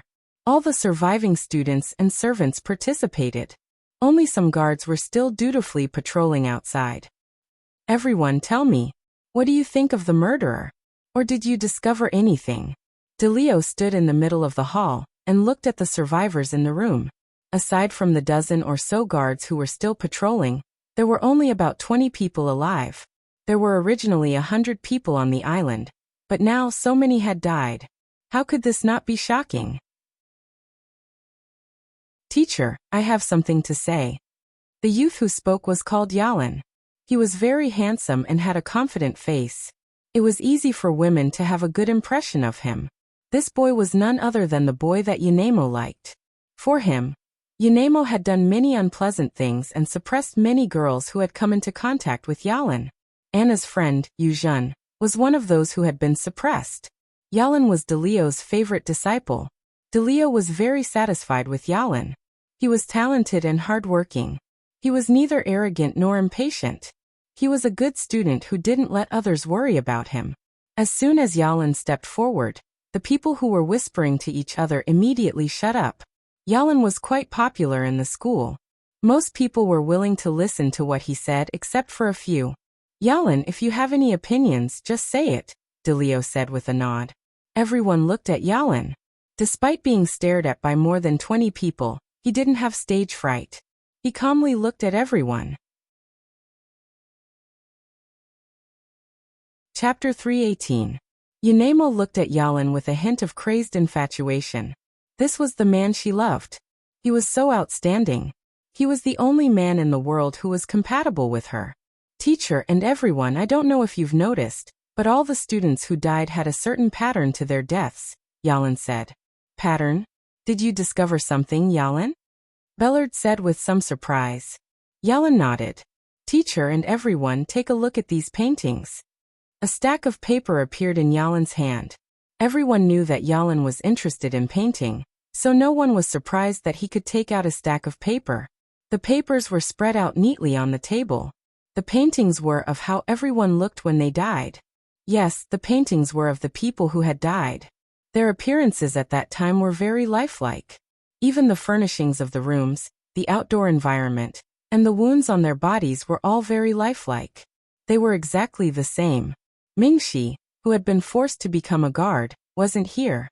He couldn't see these realistic paintings, but the fake-ajur girl who stayed behind to serve him could see them clearly. Mo Gui, who was now a skinny primary school student, also saw the paintings. He was very impressed by the youth called Yalan. He couldn't help but admire him for being able to draw so well. Riot, who was disguised as a manservant, was also standing outside the crowd. He had become a middle-aged manservant, and could only wait in the outer circle.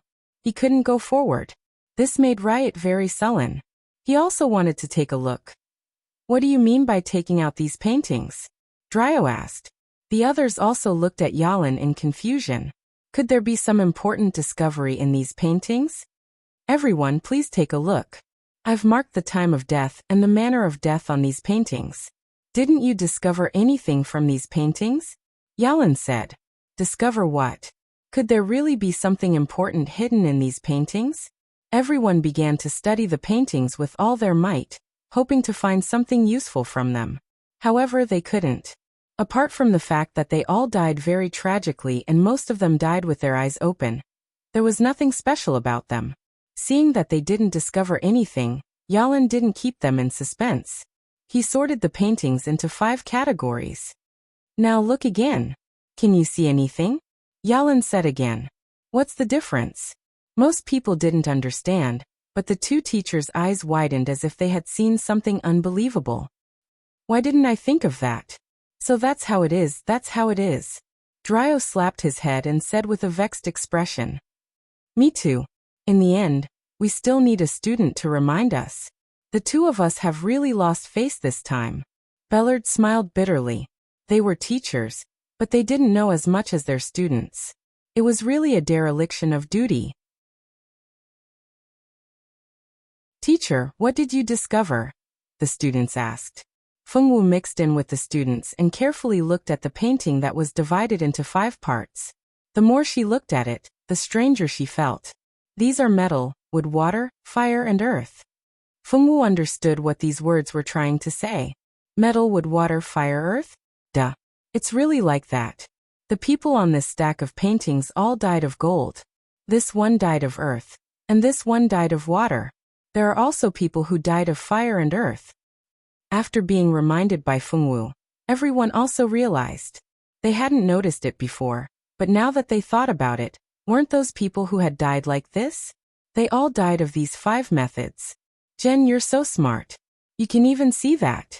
Why can't I see it? And grabbed Fengwu's sleeve, admiring her good friend's cleverness.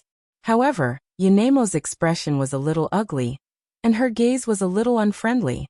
Humph, you just want to get Yalin's attention. You little bastard. That's right. Just as Jen said, these people all died of metal, wood, water, fire, and earth. If the murderer just wanted to kill, there was no need for him to do so. I suspect that he's probably performing some kind of evil ritual. Yalin said seriously as he looked at everyone. Evil ritual. The 2 teachers also thought of this. Yes, if the murderer just wanted to kill, there was really no need to do so many tricks. And I also discovered something else, Yalin said. When he saw that everyone's gaze had shifted to him, he continued. I discovered that the murderer who killed so many people on the island wasn't very strong. How did you discover this? Yunemo couldn't help but ask. Does everyone remember the day that student Jen was attacked? That day, student Jen said that she was taking a bath in the water and suddenly felt very sleepy. When she was attacked, she couldn't summon any strength in her body. I thought it was very strange at the time, so I returned to the scene to check again. Sure enough, I found some clues. What did you discover? Everyone was curious. I discovered that there was a kind of night substance on the ground. If I hadn't gone there early, the liquid would have probably disappeared. You're saying that someone drugged Jen, and that's why she felt weak in her limbs. These students weren't stupid, and they quickly grasped the main point. Yes, that's exactly what I meant. I extracted some of the liquid's composition, and discovered that it was a kind of medicinal liquid extracted from herbs. As long as this medicinal liquid is exposed to the air and inhaled into a person's body, the person will lose all strength in their body. Then they will gradually lose consciousness and be at the mercy of others. She really was drugged. Everyone exclaimed. They didn't expect that someone would actually drug Jen. They originally thought that Jen was too frightened and became an ordinary person after losing her strength. Moreover, she was a girl and didn't have much strength, so she couldn't resist. It turned out that this was the truth. That's why I said that the murderer wasn't very strong. He might not even have much strength. If that person really had the strength to control others from afar, why would he need to drug Jen before committing the murder? He could just crush her with his strength. It had to be said that Yalin's words made some sense. If he really had the strength, why would he go through the trouble of drugging Jen? That means that the murderer might not necessarily be a man. It might be a woman. Someone in the crowd muttered softly. When that person said that, everyone suddenly understood. That's right. A person with average strength who needed to be drugged to kill someone. Who said that it had to be a man? It was possible that it was a woman. With that thought, everyone's expressions changed as they looked at the people around them. Everyone looked like a homicidal demon hiding in the crowd. With this direction in mind, everyone already had a sketch of the so-called homicidal demon in their hearts. It could be considered an improvement in investigating homicidal demons.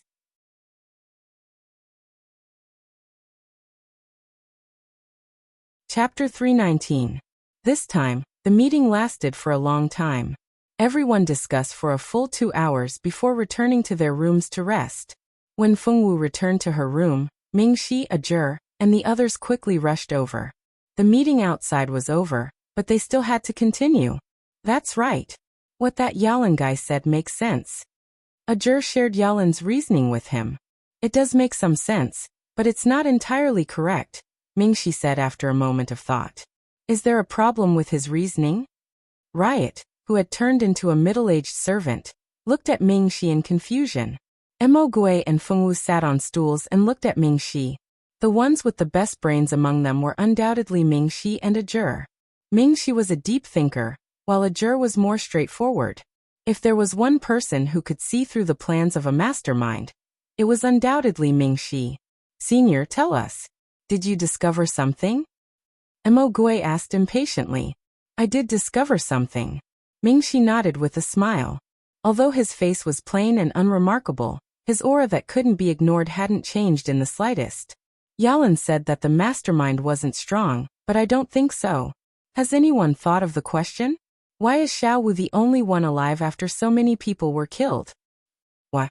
The group of curious people blinked. I don't believe that he let Feng Wu live because of a miscalculation. He's killed so many people without making a single mistake. With such precise calculations, Feng Wu is still alive. That can only mean one thing. He intentionally let Feng Wu live. But why? He killed so many people, but spared Feng Wu's life. Could it be that the mastermind has something to do with Xiao Wu's identity? Is that why he couldn't bear to kill her? Ajur couldn't help but guess. Riot and Mo Gui nodded, thinking that Ajur's words made sense. Feng Wu blinked her large eyes and looked at Ming Shi curiously. Ming Shi shook his head under everyone's gaze. No, the mastermind didn't let Feng Wu live for such a simple reason. What other reason could there be? Could it be that the mastermind was secretly in love with the original Jen? That's why he couldn't kill her. Mo Gui exclaimed. Ming Shi and the others looked at him indifferently, as if to say that he was overthinking things. He wanted Feng Wu to live, because he wanted to obtain a piece of testimony. Ming Shi didn't keep them in suspense and directly stated his reasoning. A piece of testimony. Ajur thought for a moment, and immediately understood what Ming Shi was trying to say. You're saying that the mastermind deliberately used such a crude method to kill Xiao Wu, so that he could obtain Xiao Wu's testimony, and lead the people outside to the evidence of the drugging. What? So that's how it is. That's too scheming. Mo Gui hadn't thought of such a reason at all, and was quite shocked. That person really is terrifying, Riot said. That's not right. Think about it. Among the people outside, I think only Yalan has some brains. With the others' brains, who knows how long it would take for them to figure out the drugging? If even Yalan was overlooked, wouldn't that be a waste of the mastermind's plan? Mo Gui had interacted with the people outside for so many days, and was confident that he had seen through their true nature. Except for the mastermind who had hidden himself extremely well. He believed that none of the others were exceptionally smart. Even Yalan was just a little clever. It won't be a waste. Even if Yalan didn't think of it, someone will remind him at the right time. Ajur didn't believe that the mastermind would let their plan fail. Well said. Ming Shi nodded in agreement. Does anyone else have any discoveries? If so, let's think about it together, Ming Shi said. Mo Gui and Riot exchanged glances and shook their heads in embarrassment. They had already tried their best, but they hadn't discovered anything amiss. The castle was so big, and they didn't have the ability to do anything. It was easy to imagine how difficult it would be to find clues left behind by the mastermind in such a large castle. They couldn't ask others for help. After all, they weren't the enemy's targets. I found something, the Feng Wu girl unexpectedly said. She looked seriously at Ming Shi and said, Xiao Wu, what did you find? Everyone was curious as to what Feng Wu could find. She spent most of her free time cooped up in her room and rarely went out. Whenever she went out, she would be with everyone. Would she have a chance to look for clues? Feng Wu stood up and walked to the dresser on the wall. She opened the drawer and gestured for everyone to go over. Ming Shi and the others walked over. They looked at Feng Wu and then at the open drawer. There was nothing inside except for some girls' cosmetics. What was so strange about that? Feng Wu picked up a box of cosmetics and held it in her hand. Is there something wrong with this? Ajur took the cosmetics from Feng Wu's hand and spun it around in his hand. He opened it and looked at it a few times but didn't find anything wrong. Look here, this symbol. Feng Wu turned the box over and pointed at a flower and butterfly symbol. Isn't it normal for girls to have this kind of symbol on their cosmetics? Only you little girls would like flowers and butterflies. Mo Gui said nonchalantly after taking a look. Even Ming Shi, who had always been sharp, couldn't see anything unusual about this pattern. This is Butterfly Love Flowers Cosmetics. Butterfly Love Flowers Cosmetics disappeared 100 years ago because everyone who knew how to make them died. Butterfly Love Flower no longer exists in this world, Fengwu said expressionlessly. You're saying that this brand of cosmetics stopped being sold 100 years ago? Emogui was shocked. It's also possible that someone in Yanemo's family just happened to know how to make these cosmetics and made them specifically for Yanemo's family to use, Riot said. There had been cases like this in other countries before. A family that specialized in fine wine had been massacred. That family's fine wine could no longer be bought outside. Everyone thought that the wine had been lost until someone discovered it later. It turned out that the family still had an heir, but they didn't open the store anymore. They only made wine for one person. Who knew if Butterfly Love Flower was in the same situation? This is a precious item. Many girls have this kind of cosmetics. I asked those girls, and they said that it was Yanemo's family business. She gave the cosmetics to everyone.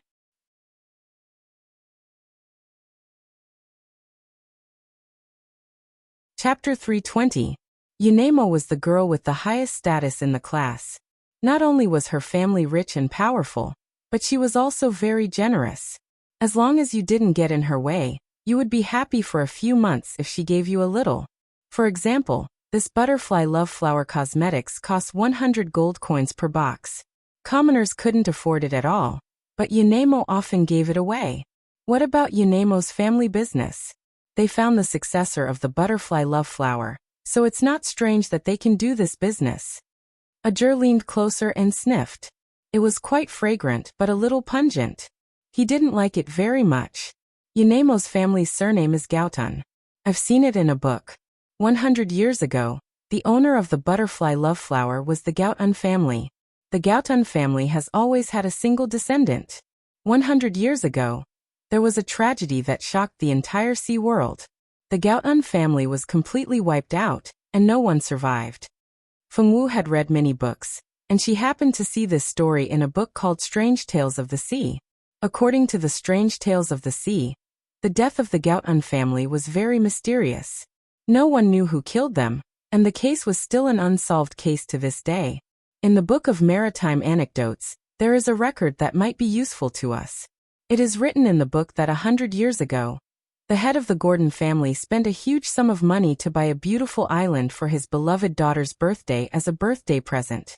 The name of the island was Loose Tail Island, and the daughter of the head of the Gaotan family was called Yanemo Gaotan.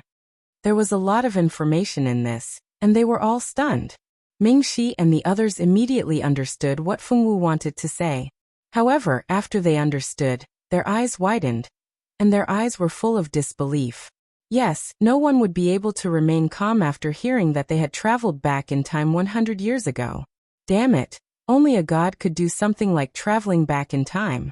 They didn't believe that any human could do such a thing. Was the person who trapped them on the island a god? Of course not. They weren't stupid enough to believe that a god would do such a thing. Furthermore, gods generally wouldn't come to the human world.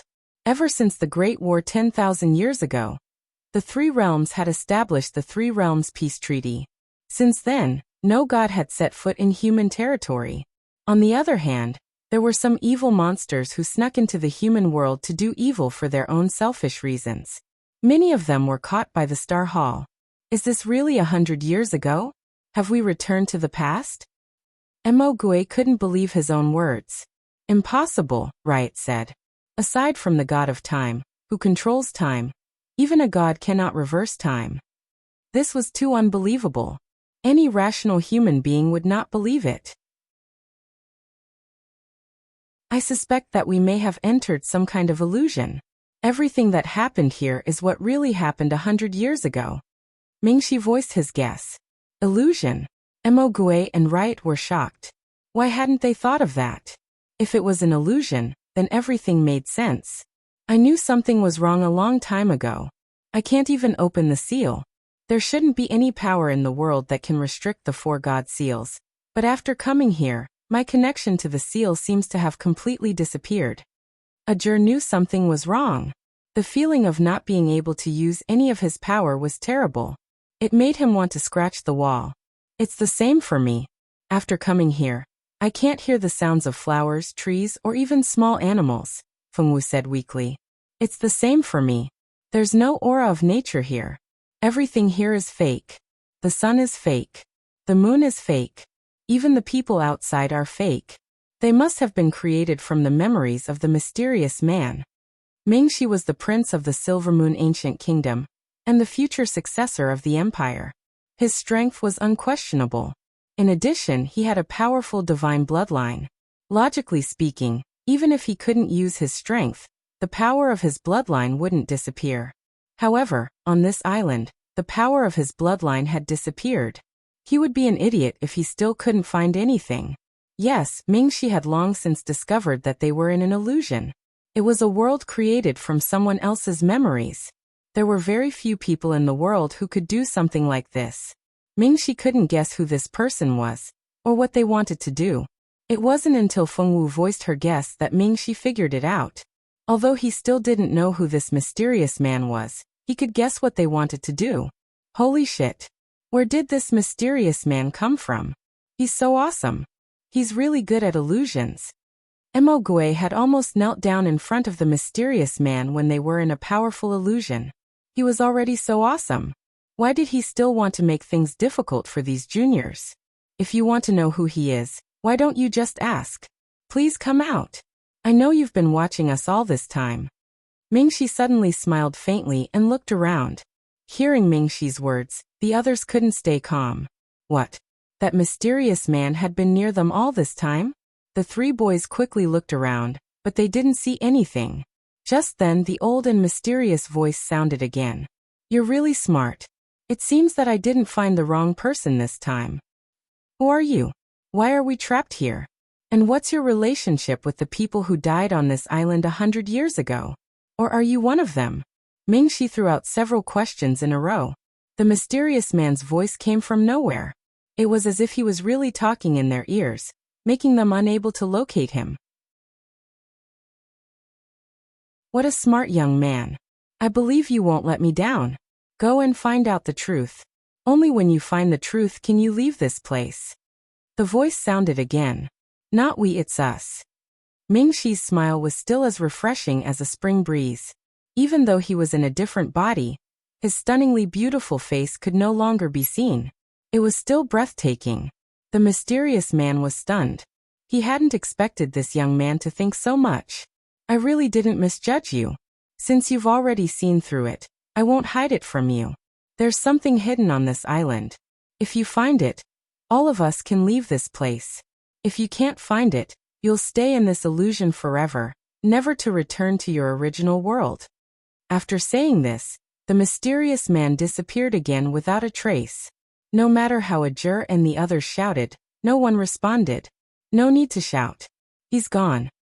Mingxi walked to the table and poured himself a glass of water.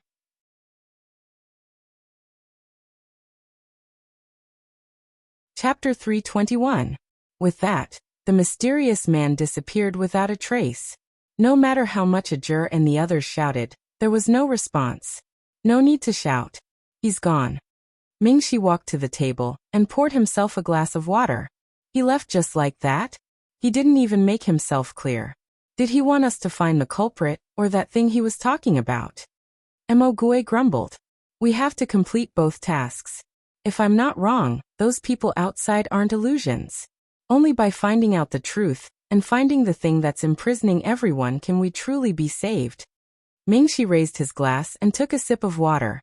What are you talking about? Didn't you say they were illusions? Why did you change your mind so quickly? Ajur asked in confusion. At this moment Feng Wu spoke up. They aren't illusions. They're spirits. Spirits? No way. Xiao Wu, you're saying that those outside are all spirits. They're the souls of dead people. F***ck, weren't they all dead people? Did he have to be so unlucky? Thinking about how he'd spent all this time with dead people, Mo Gui felt a little hurt. Xiao Wu, you can tell that they're spirits? Mingxi asked in surprise. He hadn't expected Feng Wu to be able to tell the true identity of those people outside. Even he had only just discovered it. What he'd said just now was just a test for the mysterious man. He was satisfied with the results, and had also obtained some useful information. Fengwu hesitated for a moment before nodding. Yes, she could tell. Although her body wasn't the same as before, Fengwu hadn't taken away all of her abilities. For example, her eyes. Fengwu's eyes could see spirits. Naturally, she knew that those people outside weren't illusions. They weren't ordinary spirits. They were powerful wraiths. Their resentment was deep and heavy. Fengwu didn't know why she could see these things even though she was clearly Gen now. The only explanation was that she hadn't possessed someone else's body. Instead, she had directly become Gen. That was why her eyes could still see things that others couldn't. She could also sense the life force that others couldn't. The flowers and trees outside were all fake, so she couldn't hear their voices. However, the spirits were all real. That was why she could tell that they were different. So you've already discovered the true identity of those guys outside? Ajur said in surprise. Fengwu shook her head. No, I didn't, Fengwu said seriously, looking at Ajur. Ajur's eyes widened in surprise. Aren't you able to see through their true identities as spirits? What he meant was that if he could see through them, why didn't he notice it? Even Mo Gue and Riot were surprised. They hadn't expected Fengwu to say such a thing. I didn't feel any resentment or evil aura from them. They didn't seem like spirits at all. I only confirmed it today. Fengwu blinked and said innocently. Acting cute was shameful. Everyone felt helpless. Fengwu girl hadn't lied. Just as she had said, those people really didn't seem like spirits. Their bodies were very solid, and didn't have the illusory feeling of spirits. Although Fengwu's eyes had already seen that there might be something wrong with them, she hadn't said anything because she wasn't sure. It wasn't until today, when she discussed it with Mingxi and the others, and the reappearance of that mysterious person, that Fengwu had confirmed her guess. I have one more thing to say, Fengwu said. We are the same as them. The same? What does that mean? What do you mean we are the same as them? Mingxi and the others were puzzled. They didn't understand what Fengwu girl was talking about. Fengwu bit her lip and said, We are also spirits. Fengwu's words were undoubtedly as powerful as a bullet. What did she mean by they were also spirits? Shouldn't they have been pulled into this world as a wisp of consciousness? That's impossible. How can we be spirit bodies? We should only be consciousness bodies. Everyone on the continent knew that there were two ways to enter an illusion. One was to enter physically, and the other was to enter spiritually. Physically entering physically was easy to understand. Physically entering physically was to personally enter the illusion with one's physical body. Spiritually entering was to let a wisp of one's consciousness enter the illusion. Entering an illusion with a physical body could result in death, but entering with one's consciousness was relatively safer. Entering with one's consciousness was like splitting off a wisp of consciousness from the original spiritual consciousness. The strength of this wisp of consciousness depended on how much you split off. Your spirit could be attached to this wisp of consciousness to train in the illusion. If you encountered danger, the wisp of consciousness would be eliminated. It wouldn't be a big problem. At most, your spirit would be damaged, but you wouldn't be fatally injured. For safety reasons, everyone would first use a wisp of consciousness to explore the illusion. After confirming that there was no danger, they would then let their physical body enter. Everyone cherished their lives. Of course, not all illusions were dangerous. Most of the illusions had relatively low lethality. Illusions were originally meant to trap, not kill. Unless someone specifically created an illusionary killing array, then it would be a different story. Because there were only two ways to enter an illusion, Mingxi and the others naturally thought that they were just a wisp of consciousness. The reason why they didn't think that they were physically present was because one or two of them had very special bodies. They had powerful bloodline power and God-given power. If they were physically present, it would be beneficial for them. They were already worried when they guessed that their spirit would enter the illusion. They all thought that their entire consciousness would enter. Unless one was an idiot, no one would take the initiative to enter an illusion with their entire consciousness. After all, once one's consciousness was completely destroyed, the body that survived would be nothing more than a walking corpse. Without any self-awareness, it was no different from being dead. It was already bad enough that their entire consciousness was forced to enter the illusion. However, Fengwu told them that there was no worst, only worse. It turned out that they weren't even spiritual consciousnesses, but spiritual bodies. Were they all dead? Was that why their souls left their bodies? Thinking of this, everyone's expression turned ugly. No way, they shouldn't be dead, right? Mo Gui frantically typed in his mind.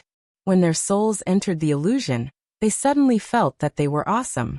No one had ever done this before. If their souls entered the illusion, then they wouldn't even have a chance to reincarnate. If only their consciousness entered the illusion, then it would be fine.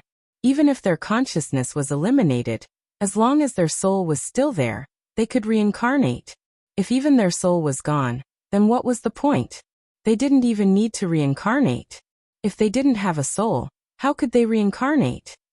Thinking of how serious the destruction of their souls was, everyone felt a pang of sadness.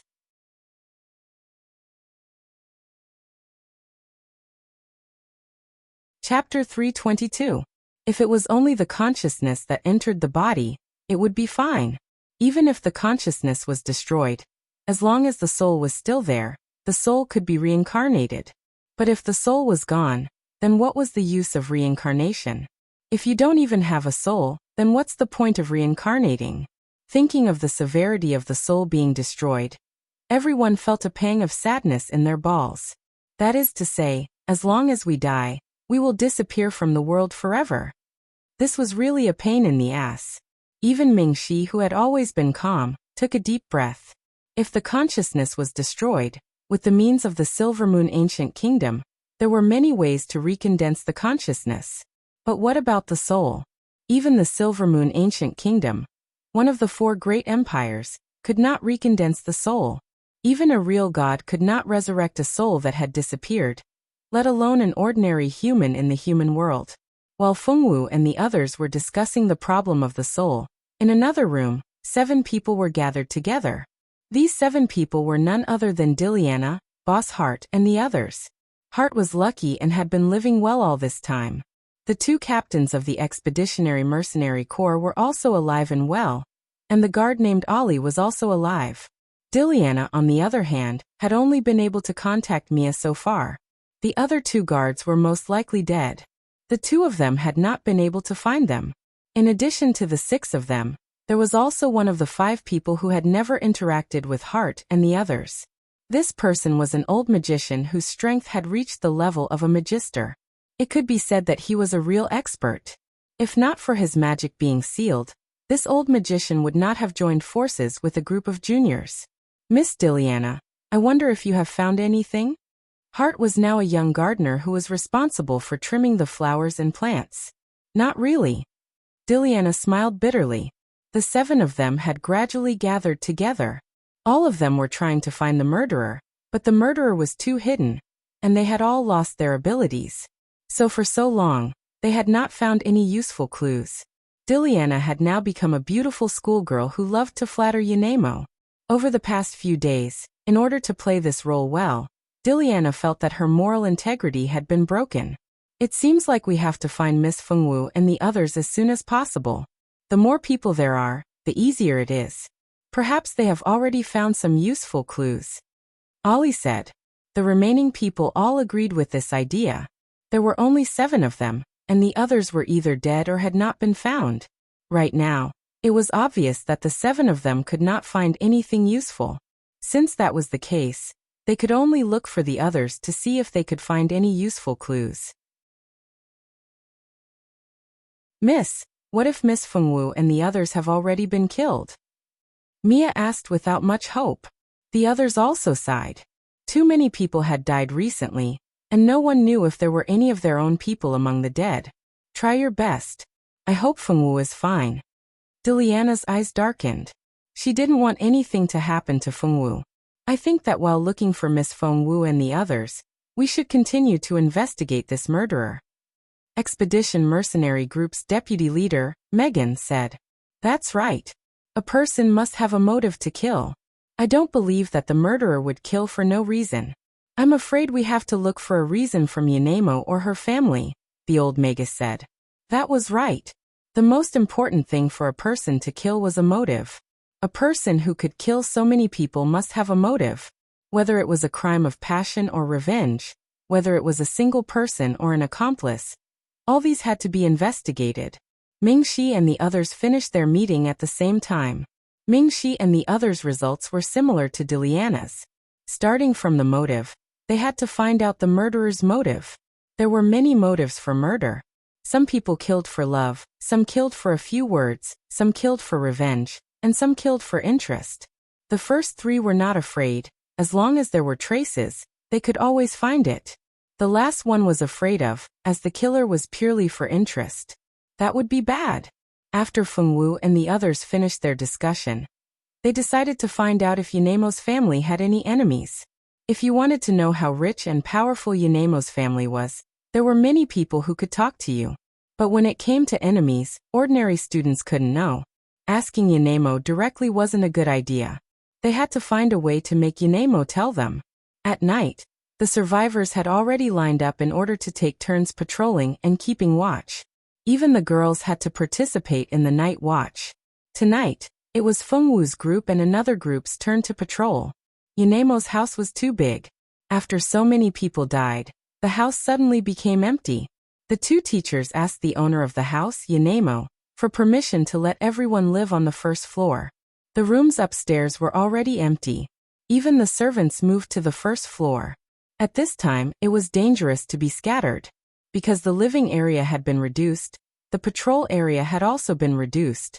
Many places in the house had been locked up by the housekeeper in order to prevent the murderer from sneaking in.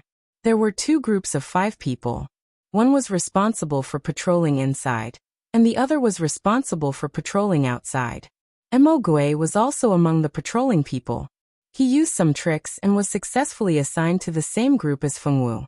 In addition to Fengwu and Anai, there were 2 other students, a boy and a girl in the group. Patrolling at night was very boring. It was also very scary. They were afraid that the murderer would come out and kill again. While patrolling at night, they couldn't help but chat a little. The boy in the same group as Fengwu was very talkative. With him around, they weren't so bored and scared. Do you think that the murderer is really among us? A girl in the same group as Fengwu, named Kashali, asked nervously. It shouldn't be. We are all classmates. If someone really wanted to kill us, why wait until now? Anai whispered. That person didn't have the chance. Think about it. If we didn't come across this island, and if he didn't use some method to make us lose the ability to fight, he wouldn't dare to kill us. Anyway, I don't believe it. As the only boy in the group, Chamai was very active. That's true, but who on earth wants to kill us? It's really hard to believe that there might be a murderer among our classmates. We've been together for more than a year.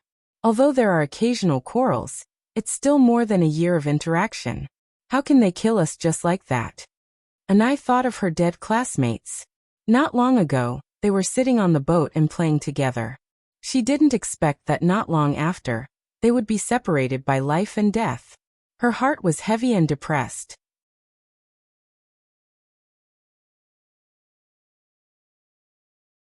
Chapter 323. Anai thought of her dead classmates. Not long ago, they were still playing together on the boat. She didn't expect that they would be separated by life and death so soon. Her heart was heavy and depressed. Do you think that the person who wants to kill us could be Yanemo's family's enemy? Mo Gui's current identity was a little boy who didn't have much of a presence in the class. He was not tall, had an ordinary appearance, and was not very strong. In the class, his strength was below average. Chamai was stunned. To be honest, this thought had appeared in most people's minds, but they were now standing in Yanemo's territory, so no one dared to say it out loud. Chamai looked at Mo Gui in surprise. He didn't think that this timid and useless Pu Li, who usually didn't show his strength, would dare to say such a thing. Kashali didn't think so much. She only thought that the murderer killed for the sake of killing. She had never associated all this with Yanemo's family. After hearing this, she was stunned for a moment and immediately asked a lot of questions. Pu Li, why would you say that? Did you find something? Kashali looked around to make sure that there were no Yanemo's servants nearby. Then she asked in a low voice. Emogue shook his head and said, I didn't find anything. This is just my guess. Think about it. We were all fine before we came to this island, but after we came here, there were suddenly murders one after another. Matsuo Island is Yanemo's property. No matter how you think about it, it can't be unrelated to Yanemo's family. No, this possibility is not big. Think about it. If this person was really after Yanemo's family, why didn't he directly kill Yanemo, but chose to kill people who had nothing to do with her? Anai couldn't help but ask in a low voice. Fengwu, on the other hand, stood behind the crowd and listened quietly. She had no intention of interrupting. That's right. Don't talk nonsense if you don't know. Just like Anai said, if the murderer was really after Yanemo, why didn't he just kill her? Instead, he implicated so many innocent people like us. Chamai immediately nodded at the side. Chamai was also one of Yanemo's suitors in class, and he was the most ordinary kind of suitor. Yanemo came from a good family, and was beautiful. In their school, many boys wanted to catch Yanemo's attention and reach the peak of their lives. In front of others, Chamai would never say anything bad about Yanemo. He would only flatter her. If he heard someone say something bad about Yanemo behind her back, he would stand up and speak for her. Just like now, although Chamai had such a guess in his heart, he would never say it in front of others and offend Yanemo, the campus goddess. Think about it. Weren't the people who were killed first the ones who were closest to Yanemo, and then the normal students and servants? Emogue played the role of pulley and said in a low voice. Emogue's reminder reminded everyone of the first few people to be killed. Indeed, the first to die were either Yanemo's friends or her most passionate pursuers. After those guys died, it was the other people's turn. They hadn't thought of it this way before, but now that they thought about it, Pulley was right. That's true, but maybe it was just a coincidence. We can't conclude that the murderer was after Yanemo just because of this, right? Anai said hesitantly. That's right. If it was really for Yanemo, why didn't that person kill Yalan? Who doesn't know that the person Yanemo loves the most is Yalan? Kashak added. I think that person is playing a game. He wants Yanemo to see the people she cares about die one by one in front of her. He also wants her to feel the fear of him being the next one to die. Sometimes, it's not scary to kill someone directly. What's scary is to live in the shadow of death. As for Yalan, if things really are as I said, then Yalan is very likely to be the next victim. Emogue wasn't being an alarmist. This was just one of the several hypotheses they had come up with. They all felt that it was very likely that the murderer was after Yanemo. Mingxi had already gone to protect Yalan. What Emogue wanted to do was to incite panic. It was fine if Yalan didn't die, but if Yalan really did die, then these people would definitely blame everything on Yanemo. When that happened, it would be much easier for them to ask questions. Although Yanemo was currently in a good position and had prestige and status among the students, in front of a threat to her life, all of this was bullshit. Emogue's words weren't without reason. They couldn't refute him, but how could he be so sure that the next victim would be Yalan? Even if that person really wanted to kill Yalan, who knew what the murderer was thinking? Maybe he wanted to save Yalan for last. Of course, Emogue wasn't just saying this casually. This was the conclusion that Mingxi and Ajur had come up with.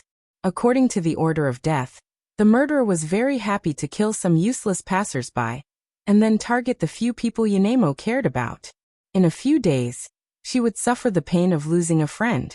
The people who died a few days ago were ordinary students and servants who had nothing to do with Yanemo. In a day or two at most, the murderer would make his move again. However, most of Yanemo's friends were already dead.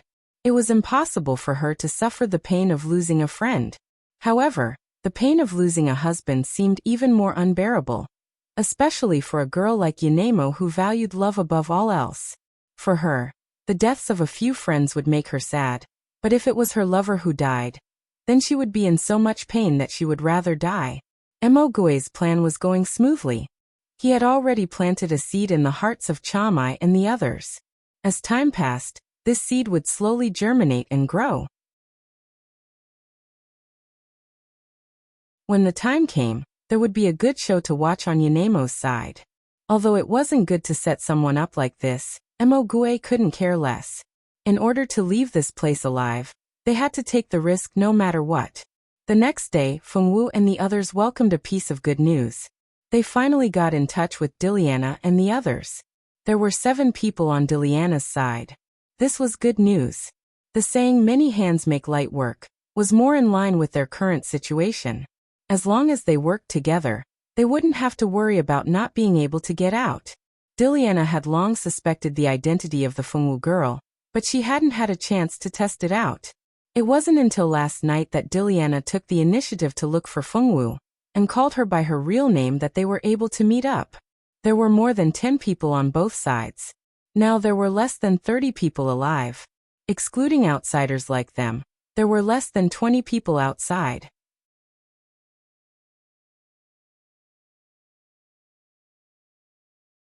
Chapter 324.